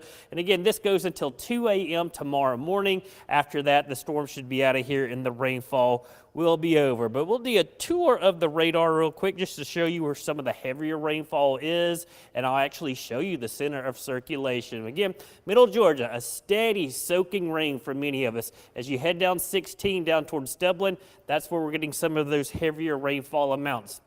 We do have a flash flood warning in effect for Toombs, Montgomery, Wheeler, as well as portions of Telfair County until 7:15. That's where we were showing you some of those higher rainfall totals, 2 to 3 inches so far in that part of our viewing area. And then you got additional amounts down towards the south. Here's estimated rainfall totals. Again, 1/2 inch towards Forsyth, Thomaston, Macon, we're over 1/2 inch, and then you start to see these rates steadily increase, and we'll get down here towards, say, McRae, as well as maybe Lumber City, and you'll see some of these higher rates. We'll query some of this and just show you rainfall totals, perhaps 4.1 inches down in Telfair County.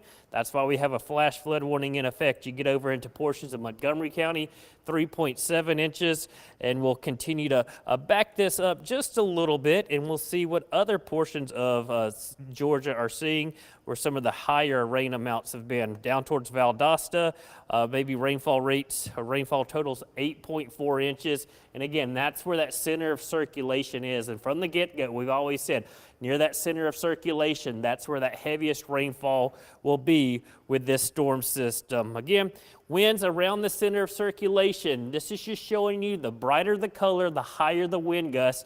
And this is the center of circulation working its way up towards Alma right now, Baxley, and then heading over towards Jessup. That's what we're dealing with. We'll query some of these winds as well, just give you a general idea of some of the winds that are still being reported. by the radar, 62 miles per hour. That'll cause tree and power issues. You get over here towards Blackshear, 47, and then we'll get some of the heavier rainfall amounts continuing. But again, Middle Georgia, we are dealing with a steady soaking rain. Some of these heavier bands, say from Milledgeville up into Sparta, so you got Hancock, Jones, as well as Baldwin County. This is where we're going to see some heavier rainfall in the next few minutes. Within these feeder bands, these rain bands, you brighter shades you see, that's where we see those gustier winds. So that's what we're going to continue to deal with the next couple of hours, as we'll be watching for power outages as well as additional rainfall amounts. Just a reminder, tropical storm watch or warnings are in effect for most of Middle Georgia. That's going to be through the evening hours. Still have the hurricane warnings from Valdosta to Alma up towards Savannah and Townsend. That's where that core area of wind's going to be, near that center of circulation over the next few hours. But we'll continue to watch this. We're going to keep our stream up live on social media, our digital platform as well, and we'll continue to watch this center of circulation. Again, to the east of it, to the right of that, that's where the tornado threat is. For McRae up towards Dublin, Wrightsville, steady soaking rains, likely going to see some flooding. We do have that flash flood warning in effect for Telfair, Montgomery, Wheeler, and Toombs County until 7:15 this evening. And again, as the storm continues to pull away, we'll see conditions improving, especially as we head back towards the west. Done raining in Columbus. Rain won't last much longer in Thomaston over towards Butler, but we'll still get a few more inches of rainfall, especially as we head down towards the south and east. And we're going to keep that weather warned day ongoing for much of Middle Georgia. But again, it's because we have Hurricane Idalia impacting Middle Georgia. Tropical storm warning remains in effect, and that flood watch is in effect as we continue to deal with that steady soaking rain. I'm Chief Meteorologist Ryan Sinnott. We'll be back at the top of the hour for your next update. And again, we'll continue online and on our digital platforms.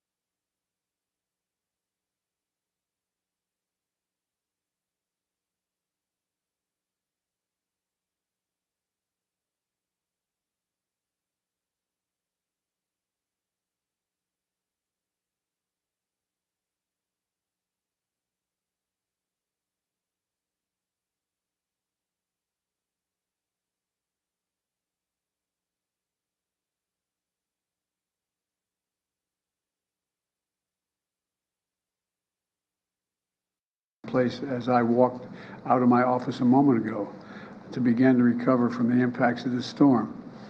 I let each governor I spoke with know if there's anything the states need right now, I'm ready to mobilize that support or what they need.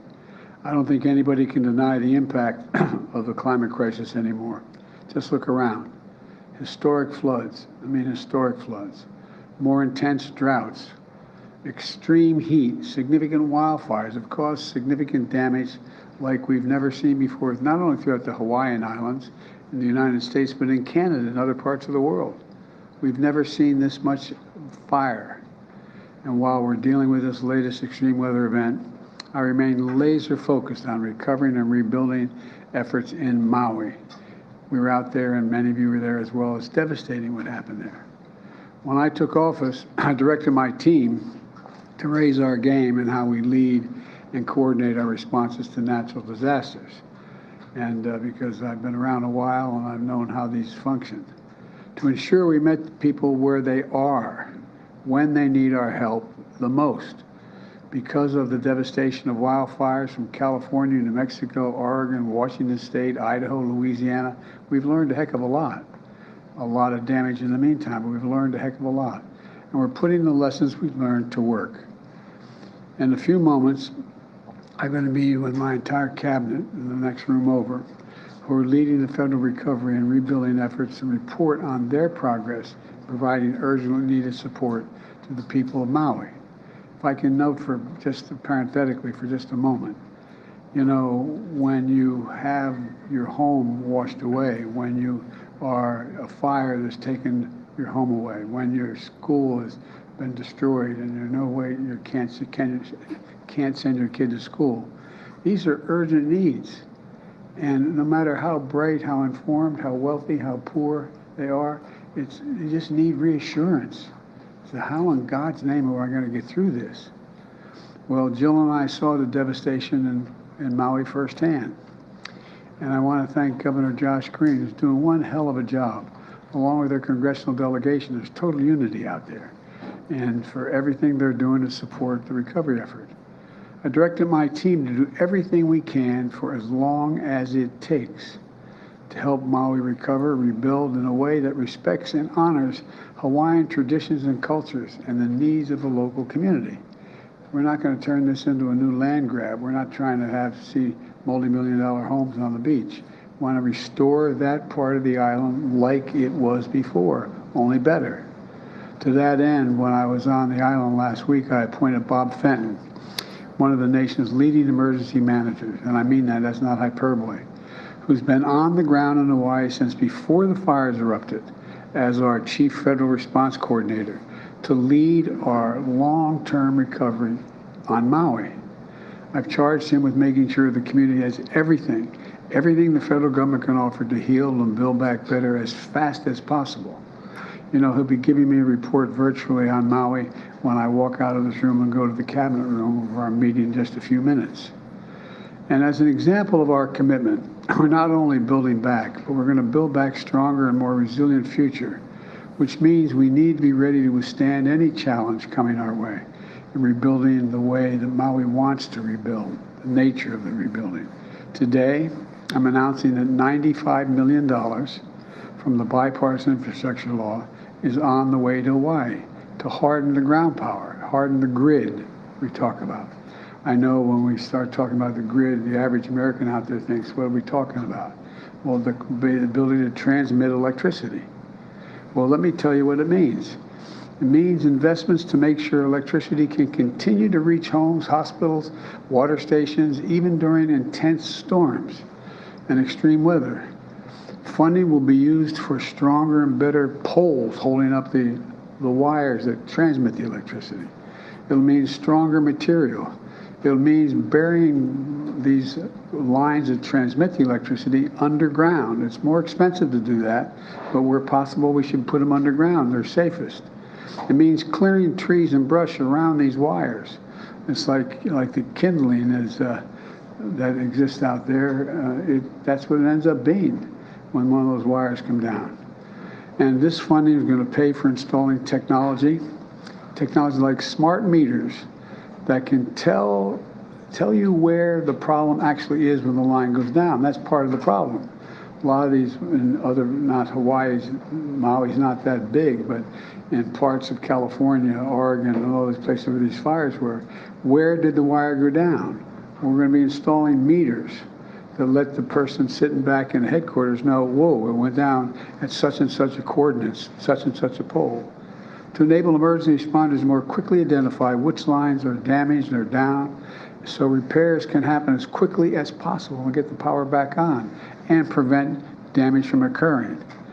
Anything else at our disposal. The Department of Energy, and the Secretary, we're going to be talking about this in a minute, accelerated the announcement of this funding to meet the moment. All this is going to help Maui and the entire state of Hawaii better withstand future disasters, because this is not going away. It's not like, well, these are the last disasters. We know this works, and I've watched some of you folks stand in front of me on television in dangerous circumstances reporting on this stuff.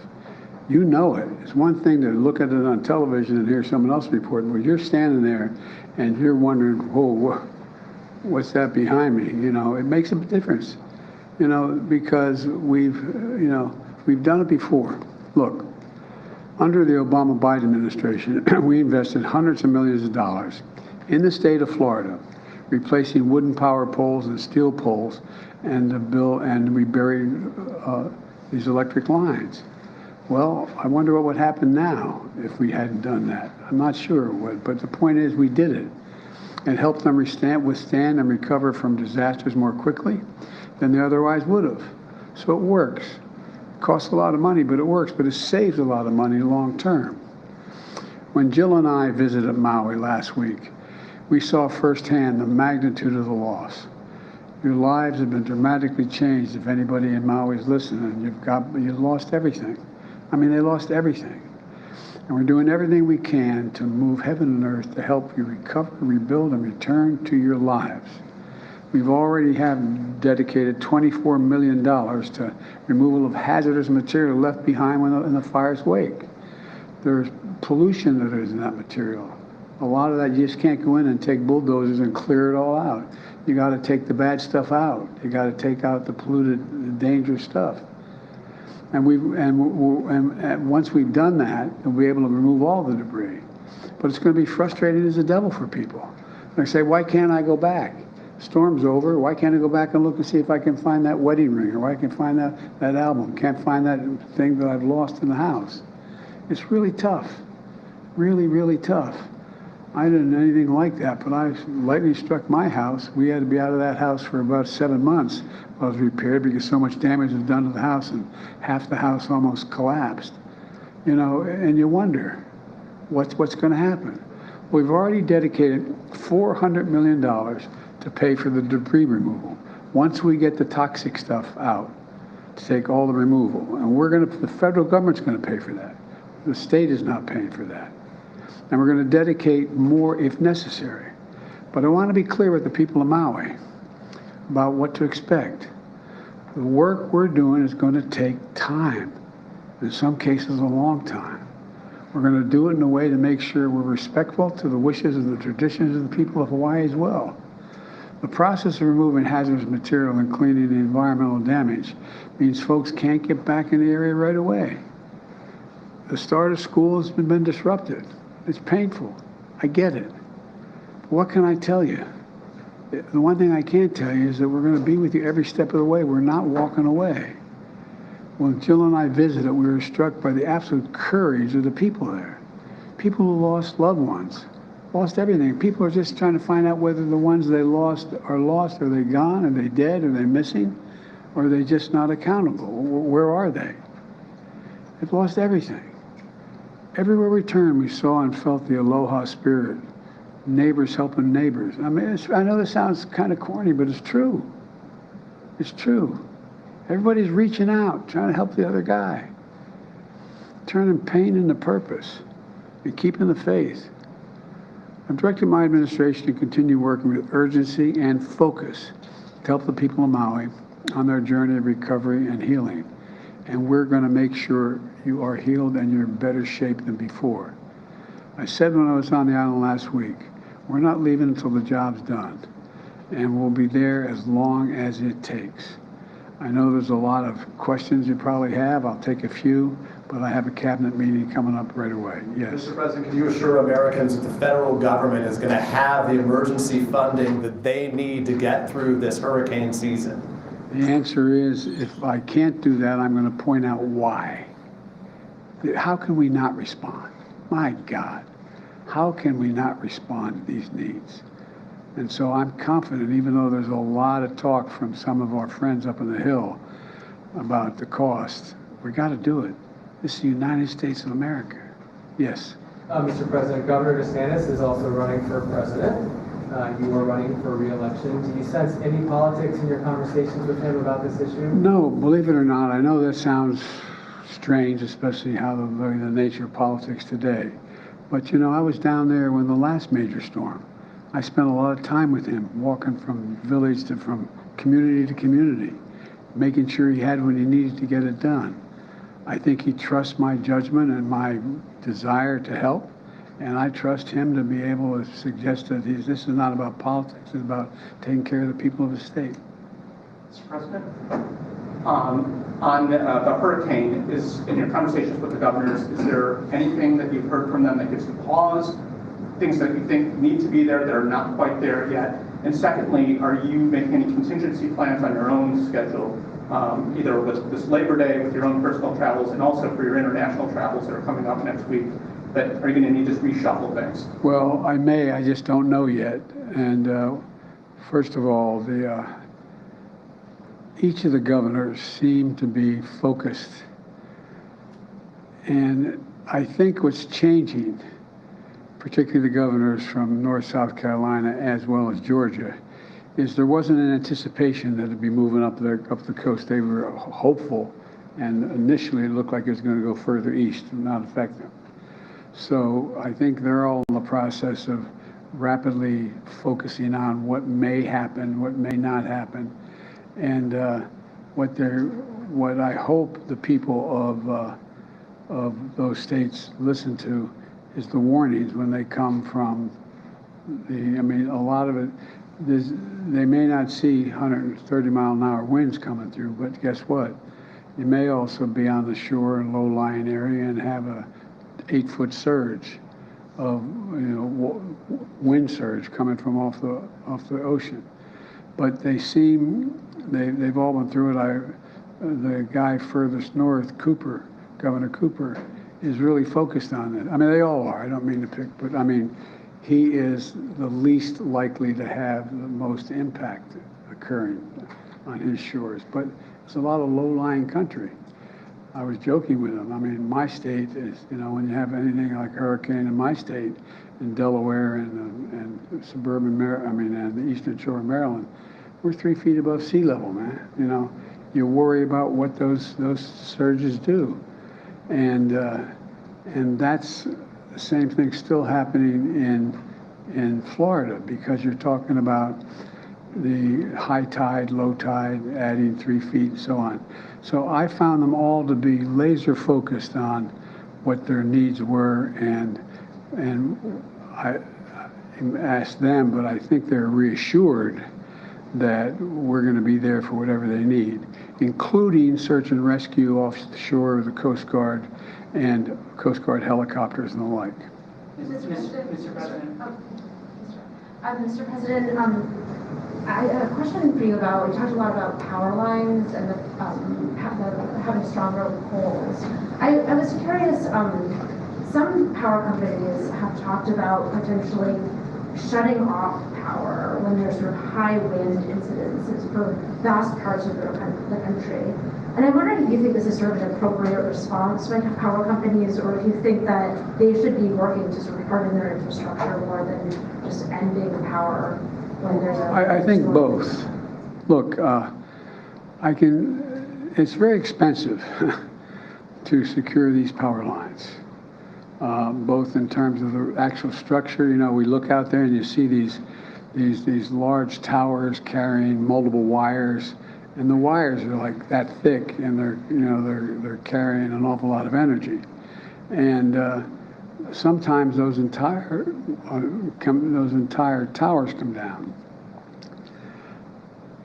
I am not expert enough to know when it's appropriate to shut down that line.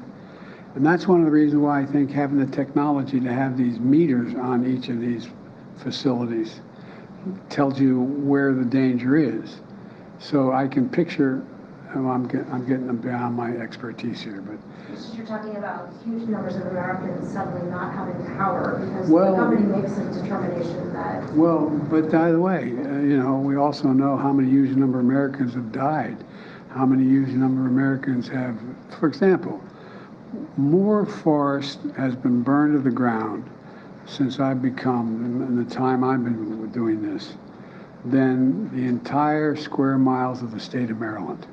Imagine the entire state of Maryland burning to the ground. That's how much is already burned to the ground. So I think as we try to harden the capacity to transmit energy, it's not irrational to make a judgment that you may have to, in a certain circumstance, shut off the power. I just don't know enough to know the detail of how to do that.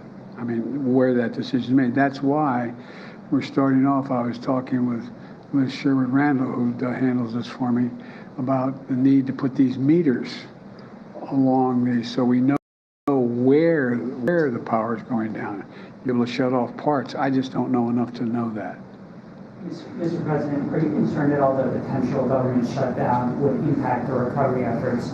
And what is your reaction to House Republicans who say that they're launching an investigation into the federal response in Maui? Well, I welcome a federal response in Maui. I think that they should go out and talk to every elected official, from the mayors to the governors to the United States senators to the congresspersons. I welcome, and once they go out and see it, then I'm sure they'll provide the money. Thank you all very much. Any concerns about your President McConnell's health? By the way, I just heard, literally coming out, and Mitch is a friend, as you know, not a joke. We always, I know people don't believe that's the case, but we have disagreements politically, but he's a good friend, and so I'm going to try to get in touch with him later this afternoon. I don't know enough to know. Do you think he's Thank fit you. to serve and should run for the election? Are you running? I am not, sir. Okay, all right. Thank you.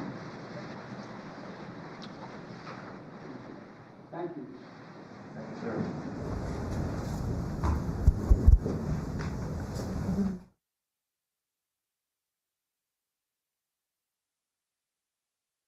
Be the issue. Additional rainfall. This is what has still to come. Maybe Macon up towards Monticello, Thomaston, half an inch to maybe an inch more of rain. Again, we're approaching 3/4 of an inch here in Macon. As you head off towards the south and east, that's where we're going to continue to see those higher amounts from Twiggs County down into Lawrence County. Easily an additional 1 to 2 inches. You get down towards Montgomery County, Telfair County, 3 to 6 more inches. You've already had 3.5 inches down that way. And again, 6+ inches as you get closer to the South Carolina border. Again, that's why we continue to have that flood watching effect. That's through 2 a.m. tomorrow morning. But notice they've already trimmed off some of the counties back off towards the west. So that is encouraging. Things continue to improve across portions of middle Georgia as we head through the evening. But again, radar check just showing you overall a steady soaking rain. The worst of the weather continues to be down towards our south and east, down in our south and east counties. And then we're looking at a flash flood warning until 7:15 for Montgomery, Telfair, Toombs, and Wheeler County, and then Appling and Bacon County as well. So that's where we're dealing with the greatest chance for flash flooding. And we're going to toss it back to meteorologist Ryan Miranda, who's on Tybee Island, to see the latest update. Yeah, thank you, Ryan. The winds have really just begun to pick up. I've just been standing here trying to keep myself from falling over because the winds are just so bad right now, and it's even knocking off the sand still. The chop out in the water is just incredibly strong. We really had to come off the beach because these winds are howling. I am not able to keep myself standing up. We tried to stand out on the beach for about 5 minutes or so before coming in because the sand was just really knocking us over. The winds are just so bad out here.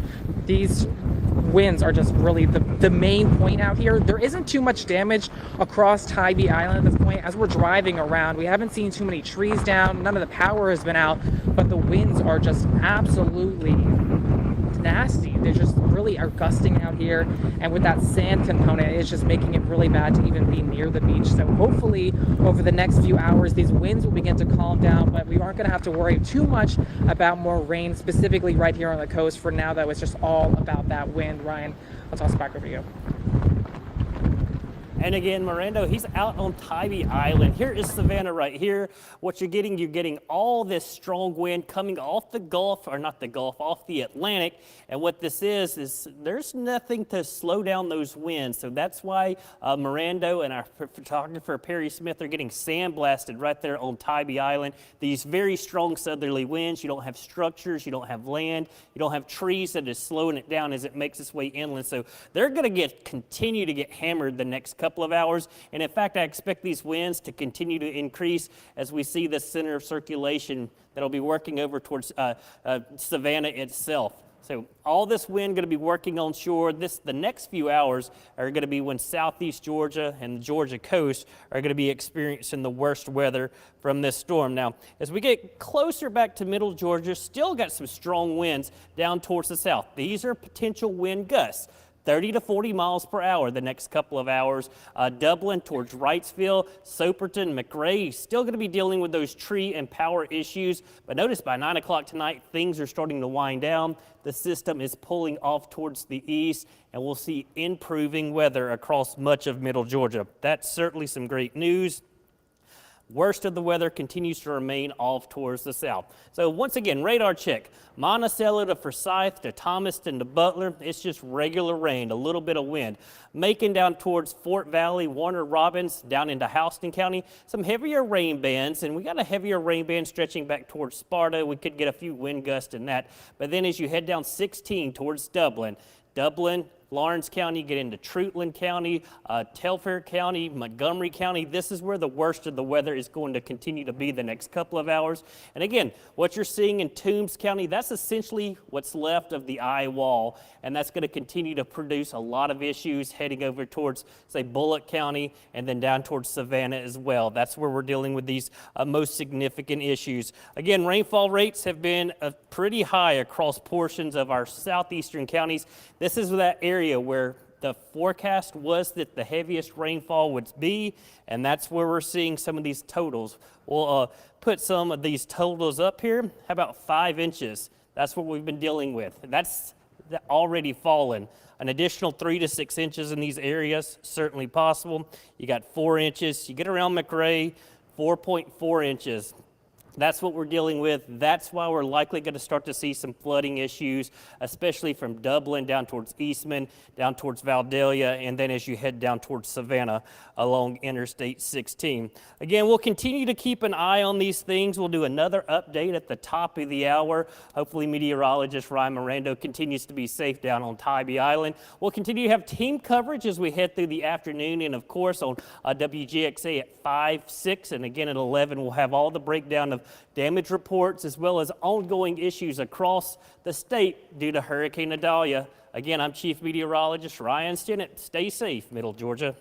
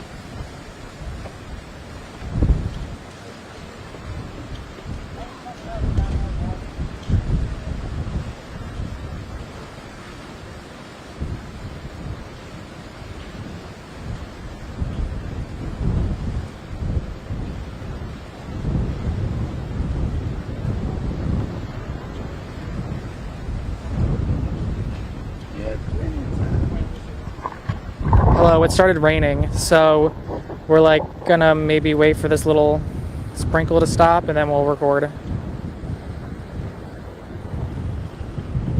No, there's no way. The sand hurts so badly. We tried to go out all the way. It was not good. I mean, both of us, but Perry mostly.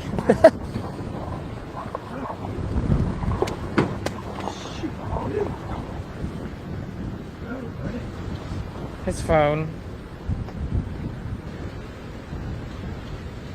Do you? Oh, yeah.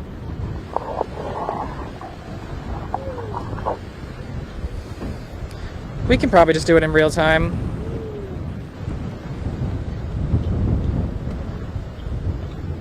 Yes, I will. Thank you.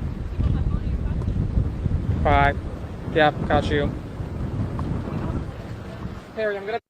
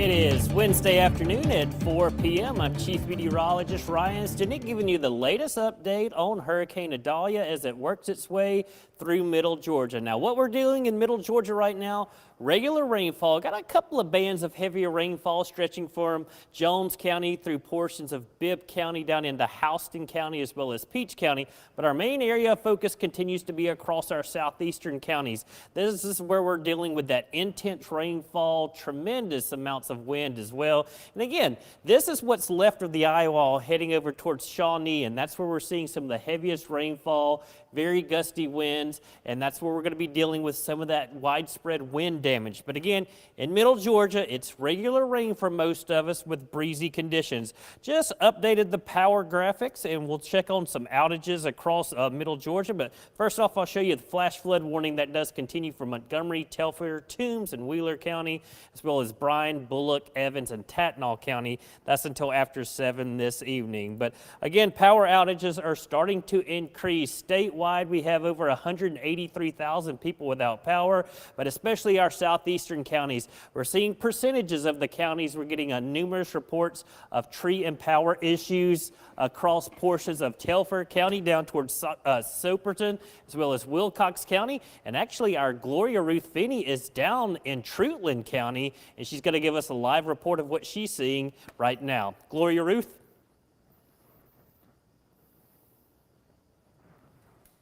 And the wind is picking up here. The rain is coming down. The roads were a little bit unsafe on the way down here. Patches of water on the roads caused us to kind of weave a little bit. But the umbrellas are turning up here, so the wind's picking up. And we'll be down here to keep you updated as the weather seems to progress. Back to you in the studio. Reporting in Soperton, Gloria Ruth Finney, WGXA News. All right, Gloria Ruth, you stay safe down there and checking on some of these latest wind peaks. Down in Vidalia, 45 miles per hour, Vienna, 33 miles per hour, Fort Valley, 24 miles per hour. And again, you got to be closer to that center of circulation. We'll check on the power outages once again. Almost 184,000 people statewide without power currently. Then you get down into Telfair County, Wilcox County, Montgomery County, where that worst of the storm is right now. That's where we're seeing those greatest outages. As far as rainfall, lots of locations been picking up several inches of rainfall, coming in at 3.73 down in Telfair County, McRae, 3.68 in Vidalia, 2.31 as we look towards Dublin. But as you get closer to Middle Georgia, Macon, only 0.8 of an inch. Warner Robins, less than 3/4 of an inch. And that's what we thought would happen. You'd get that heavier rain band down towards the south and east, and then us in Middle Georgia, 1 to 2 inches. And as we look at how the rainfall has been falling, we see, especially across our southeastern counties, that's where that heavy rainfall band has been. That's essentially what was left of the eye wall has made its way through and continues to track up towards 16. As you head up 16 towards Macon, lighter amounts. Thomaston and Forsyth, some locations only about 1/2 inch of rain. Down towards Dublin, that's when we start seeing those rainfall chances or rainfall totals increase. Here is a live look from Dublin right now. Still a steady rain. Winds north at 14 miles per hour. Not seeing any issues. I noticed the traffic lights are still on, so that's certainly some good news. No reports of power outages down that way. Do want to remind folks that we're going to continue to have gusty winds, especially as we head through the evening hours down towards our south and east. And that's why we're going to continue to see those tropical storm warnings the next couple of hours. But by tonight, activity gradually begins to wind down as the center of circulation pulls away. As far as rainfall totals the rest of this evening, this is an additional rainfall total, 3 to 6 inches from Soperton to Mount Vernon down towards McRae, Dublin to Irwington to Cochrane, maybe another 1 to 2 inches, and then you get closer to Macon, 1/2 inch to 1 inch. That's what we're going to be dealing with as we head through the rest of this evening. But again, final check of the radar right now. We're going to continue to see this heavier rainfall, Wrightsville to Sandersville towards Dublin. Going to get a little break in the activity, still some breezy conditions, and then it looks like we're getting some bands of thunderstorms likely developing, some thunderstorms in eastern Alabama. Those could work into our western counties. But again, we're going to continue to track this. We'll have the latest on any damage and any reports coming in from our team across the state, as well as meteorologist Ryan Stinnett. Ryan Miranda, that's down on Tybee Island, he's been down there all day long. But again, I'm Chief Meteorologist Ryan Stinnett. We'll see you at 5 o'clock on WGXA.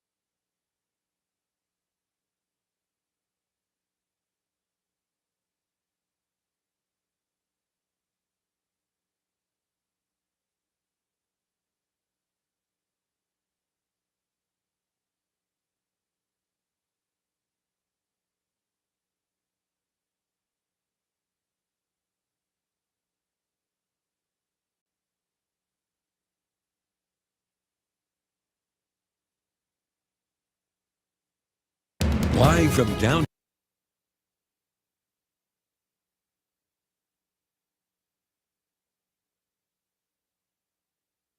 Live from downtown.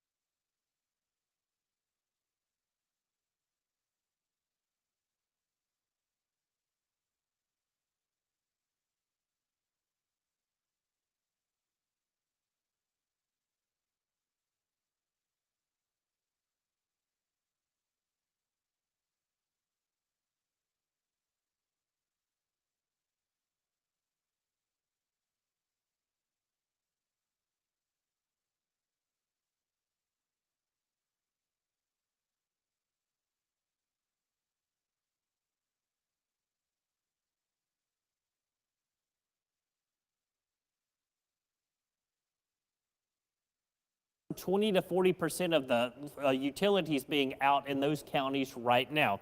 But again, we are tracking Adalia, now a tropical storm, going to be racing off towards the north and east at 21 miles per hour. Winds of still 70 miles per hour. And again, it's about 40 miles due northwest of Savannah, Georgia. It's essentially on Interstate 16 between Dublin and Savannah at this point. As we look down in Dublin, not too bad. It's been a wet and windy day. You see the trees whipping. Current wind north at 10 miles per hour, and the winds continue to pull away from the Dublin area. That's certainly some good news, but when you look down towards Soperton, Mount Vernon, getting sustained winds 30 to 40 miles per hour, that's tropical storm force, and then you get down into that center of circulation closer to Savannah, that's where they're seeing those stronger wind flows. Currently, how about today? 4.5 inches in Vidalia as far as rainfall. McRae 3.82, 2.35 in Dublin, and then you see those rainfall totals taper off as you move from southeast to northeast across the area. Again, heavy rainfall continues off towards our south and east. Got a few bands of heavier rainfall stretching from Macon and Bibb County down towards Warner Robins, getting over towards Fort Valley and Perry. Those will continue to drop off towards the south. And then as we look down into southeast Georgia, this is where that center of circulation is. This is where the most intense storms are. But also, this is where we're going to find meteorologist Ryan Mirando, who's out on Tybee Island. How's the weather, Mirando?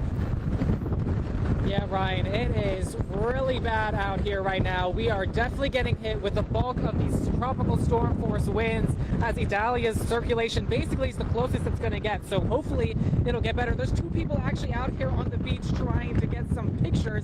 Definitely not a good idea. Notice though the sand that's pushing through. These winds are picking up the sand particles, basically creating a sandstorm out here, and it is just whipping across our bodies.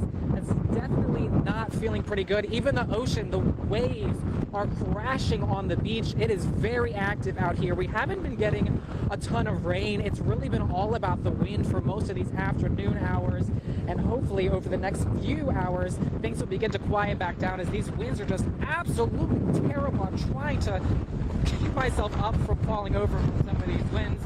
For hopefully a look at a better situation a little bit, I'll toss it over to Gloria Ruth Finney, who's in Trulian County. Gloria Ruth? Thanks, Ryan. Yeah, we are having quite the wind that you are, but I can only imagine because the wind here totally tore up my umbrella. And just take a look at this water. We're here right off the exit 67 in Soperton, and as you can see, lots of water left over. It's not raining quite much anymore. We'll see what happens in a little bit. The wind keeps picking up and sometimes slowing back down, but you can see the breeze behind me. It was definitely a lot more of that wind earlier on, but for right now, it seems pretty calm here for just the next little while, but we'll see what happens shortly. Back to you guys. Thank you so much, Gloria Ruth and Ryan. And Governor Brian Kemp took to the podium today for an update on Idalia's impact here in Georgia. He says while he's thankful the storm is narrow and is moving through fast, the governor says people still need to take it seriously.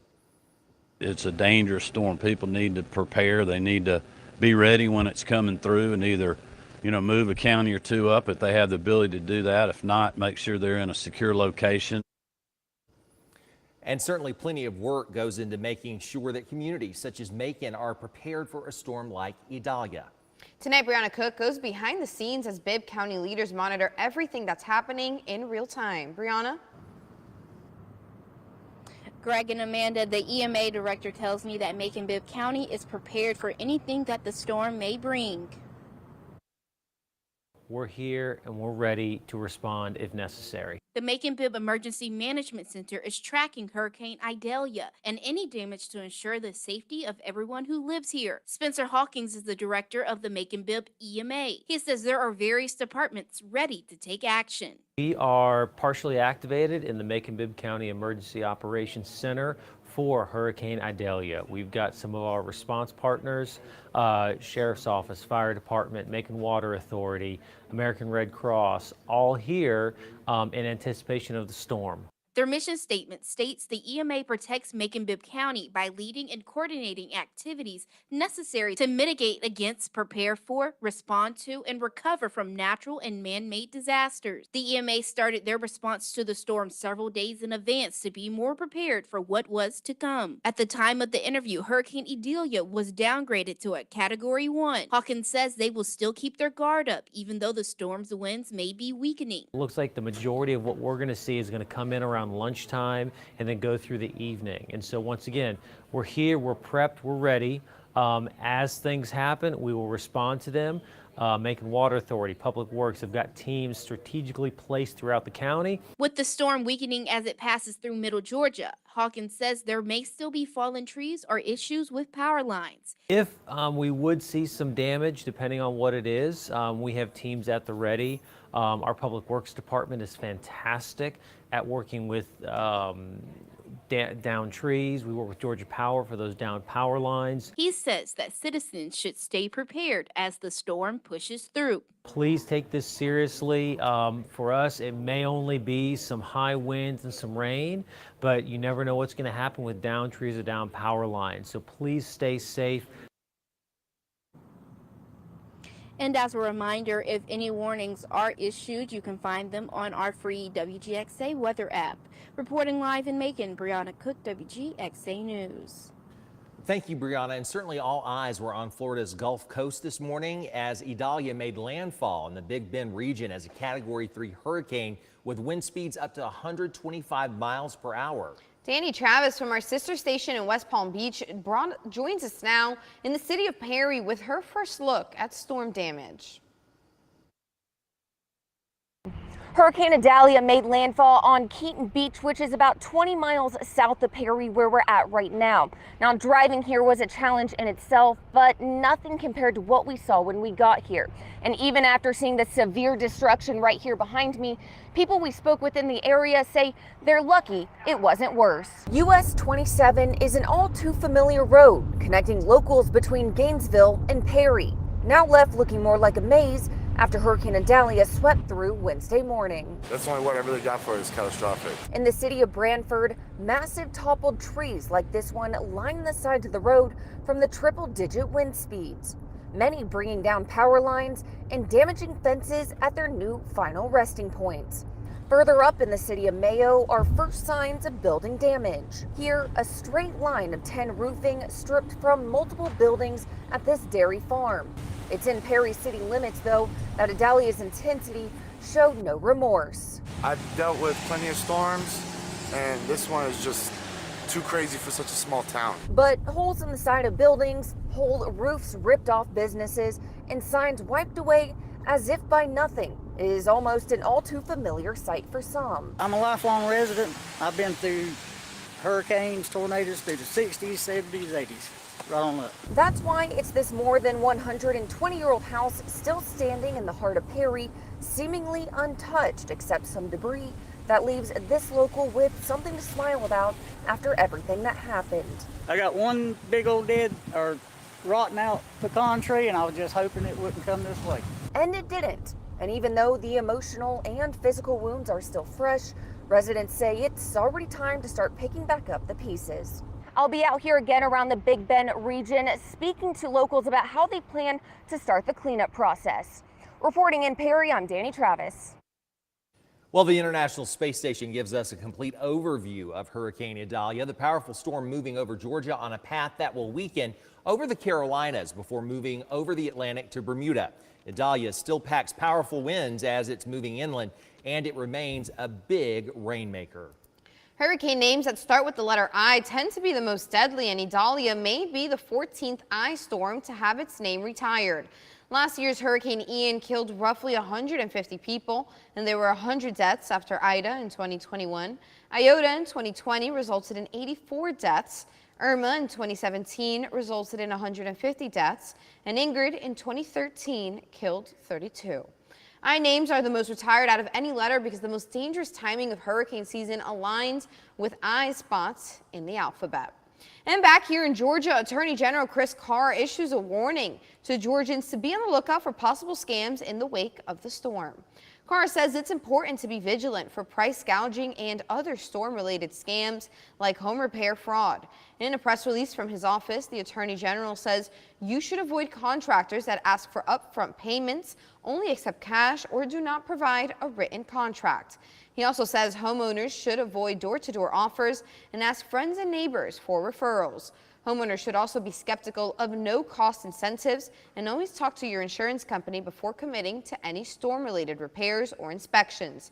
You can contact the Better Business Bureau to check for complaints against a contractor. And back here at home as well, historic Macon postpones their Fading 5 announcement due to Hurricane Idalia. Instead of announcing the list this morning like previously planned, the 2023 Macon's Fading 5 list will be revealed at 11 o'clock tomorrow morning at the Bobby Jones Performing Arts Center on Jefferson Street in the Pleasant Hill neighborhood. And due to the storm's effects throughout the mid-state, several schools are canceling classes for tomorrow.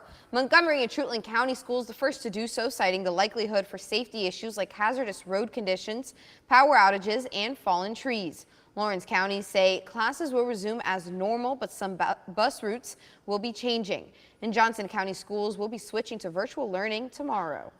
And with such a major storm blowing through the southeast, it's important to stay in the know on the latest weather conditions in your area. Well, we have the tool for you. Scan the QR code on your screen to download the free WGXA weather app to track Idalia as it moves through. Now, Ryan will be back soon with the latest conditions.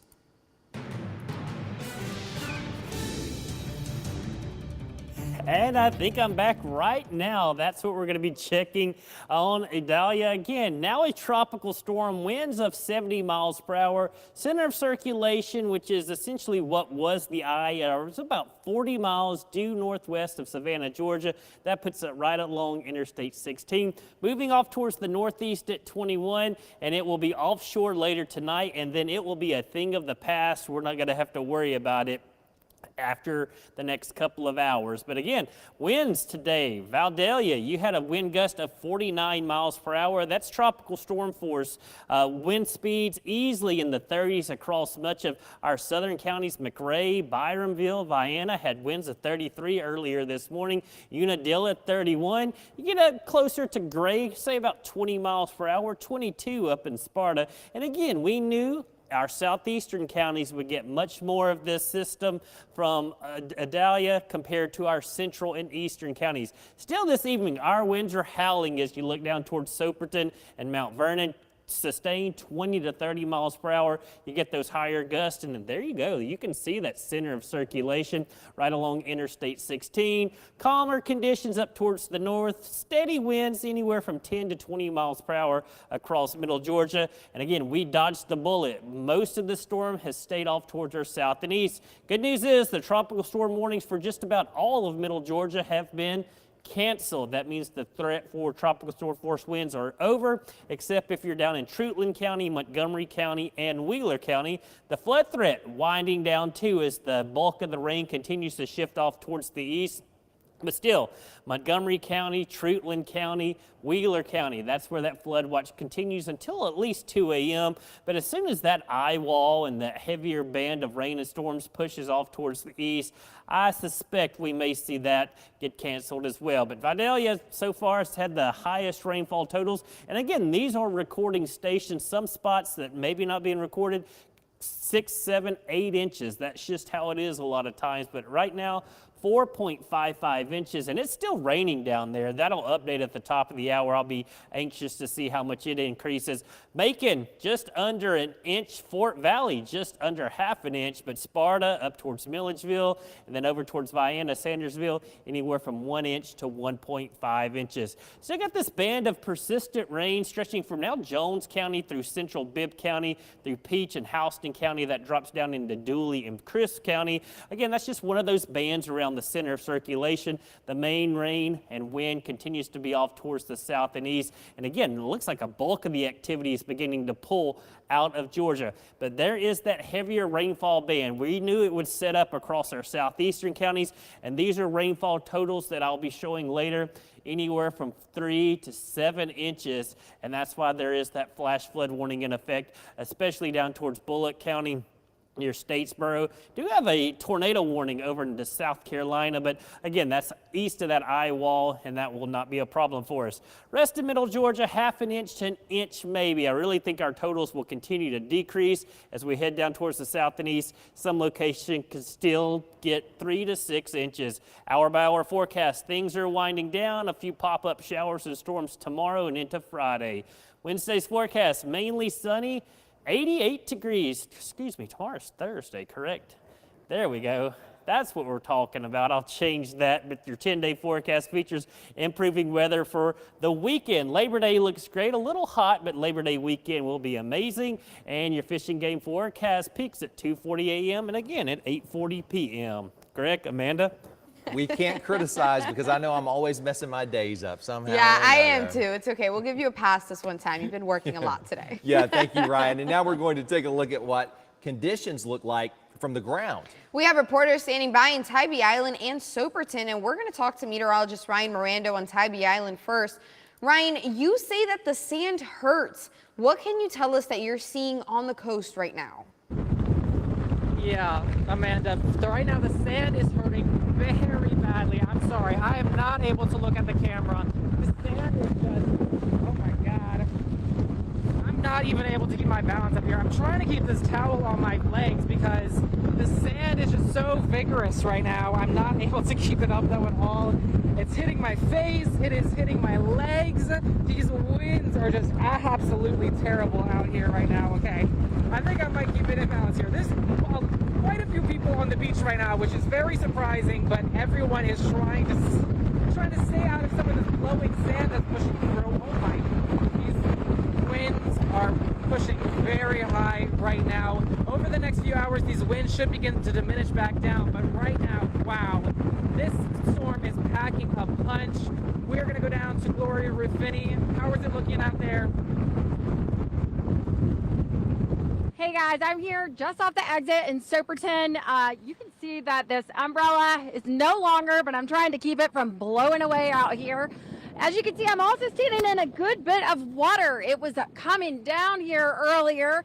Right now I can see the clouds. They're just rolling through the sky. We had a little bit of break from the rain and wind just a little bit ago, but it looks like it's picking back up out here. So we'll keep you updated about it. Back to you guys at the studio. Reporting live in Soperton, Gloria Ruth Finney, WGXA News. It's nothing funny about the bad weather, Gloria Ruth, but I think that you have the best assignment right now. And Ryan Mirando, I've never seen anything quite like that, buddy, but I'm glad you're okay. Now, while Adalia continues to travel through Georgia, we want to see the impacts that you're seeing at home. You can go to WGXA.tv/chime in to send your pictures from home. You might even see them online or on air as we receive photos of the impact.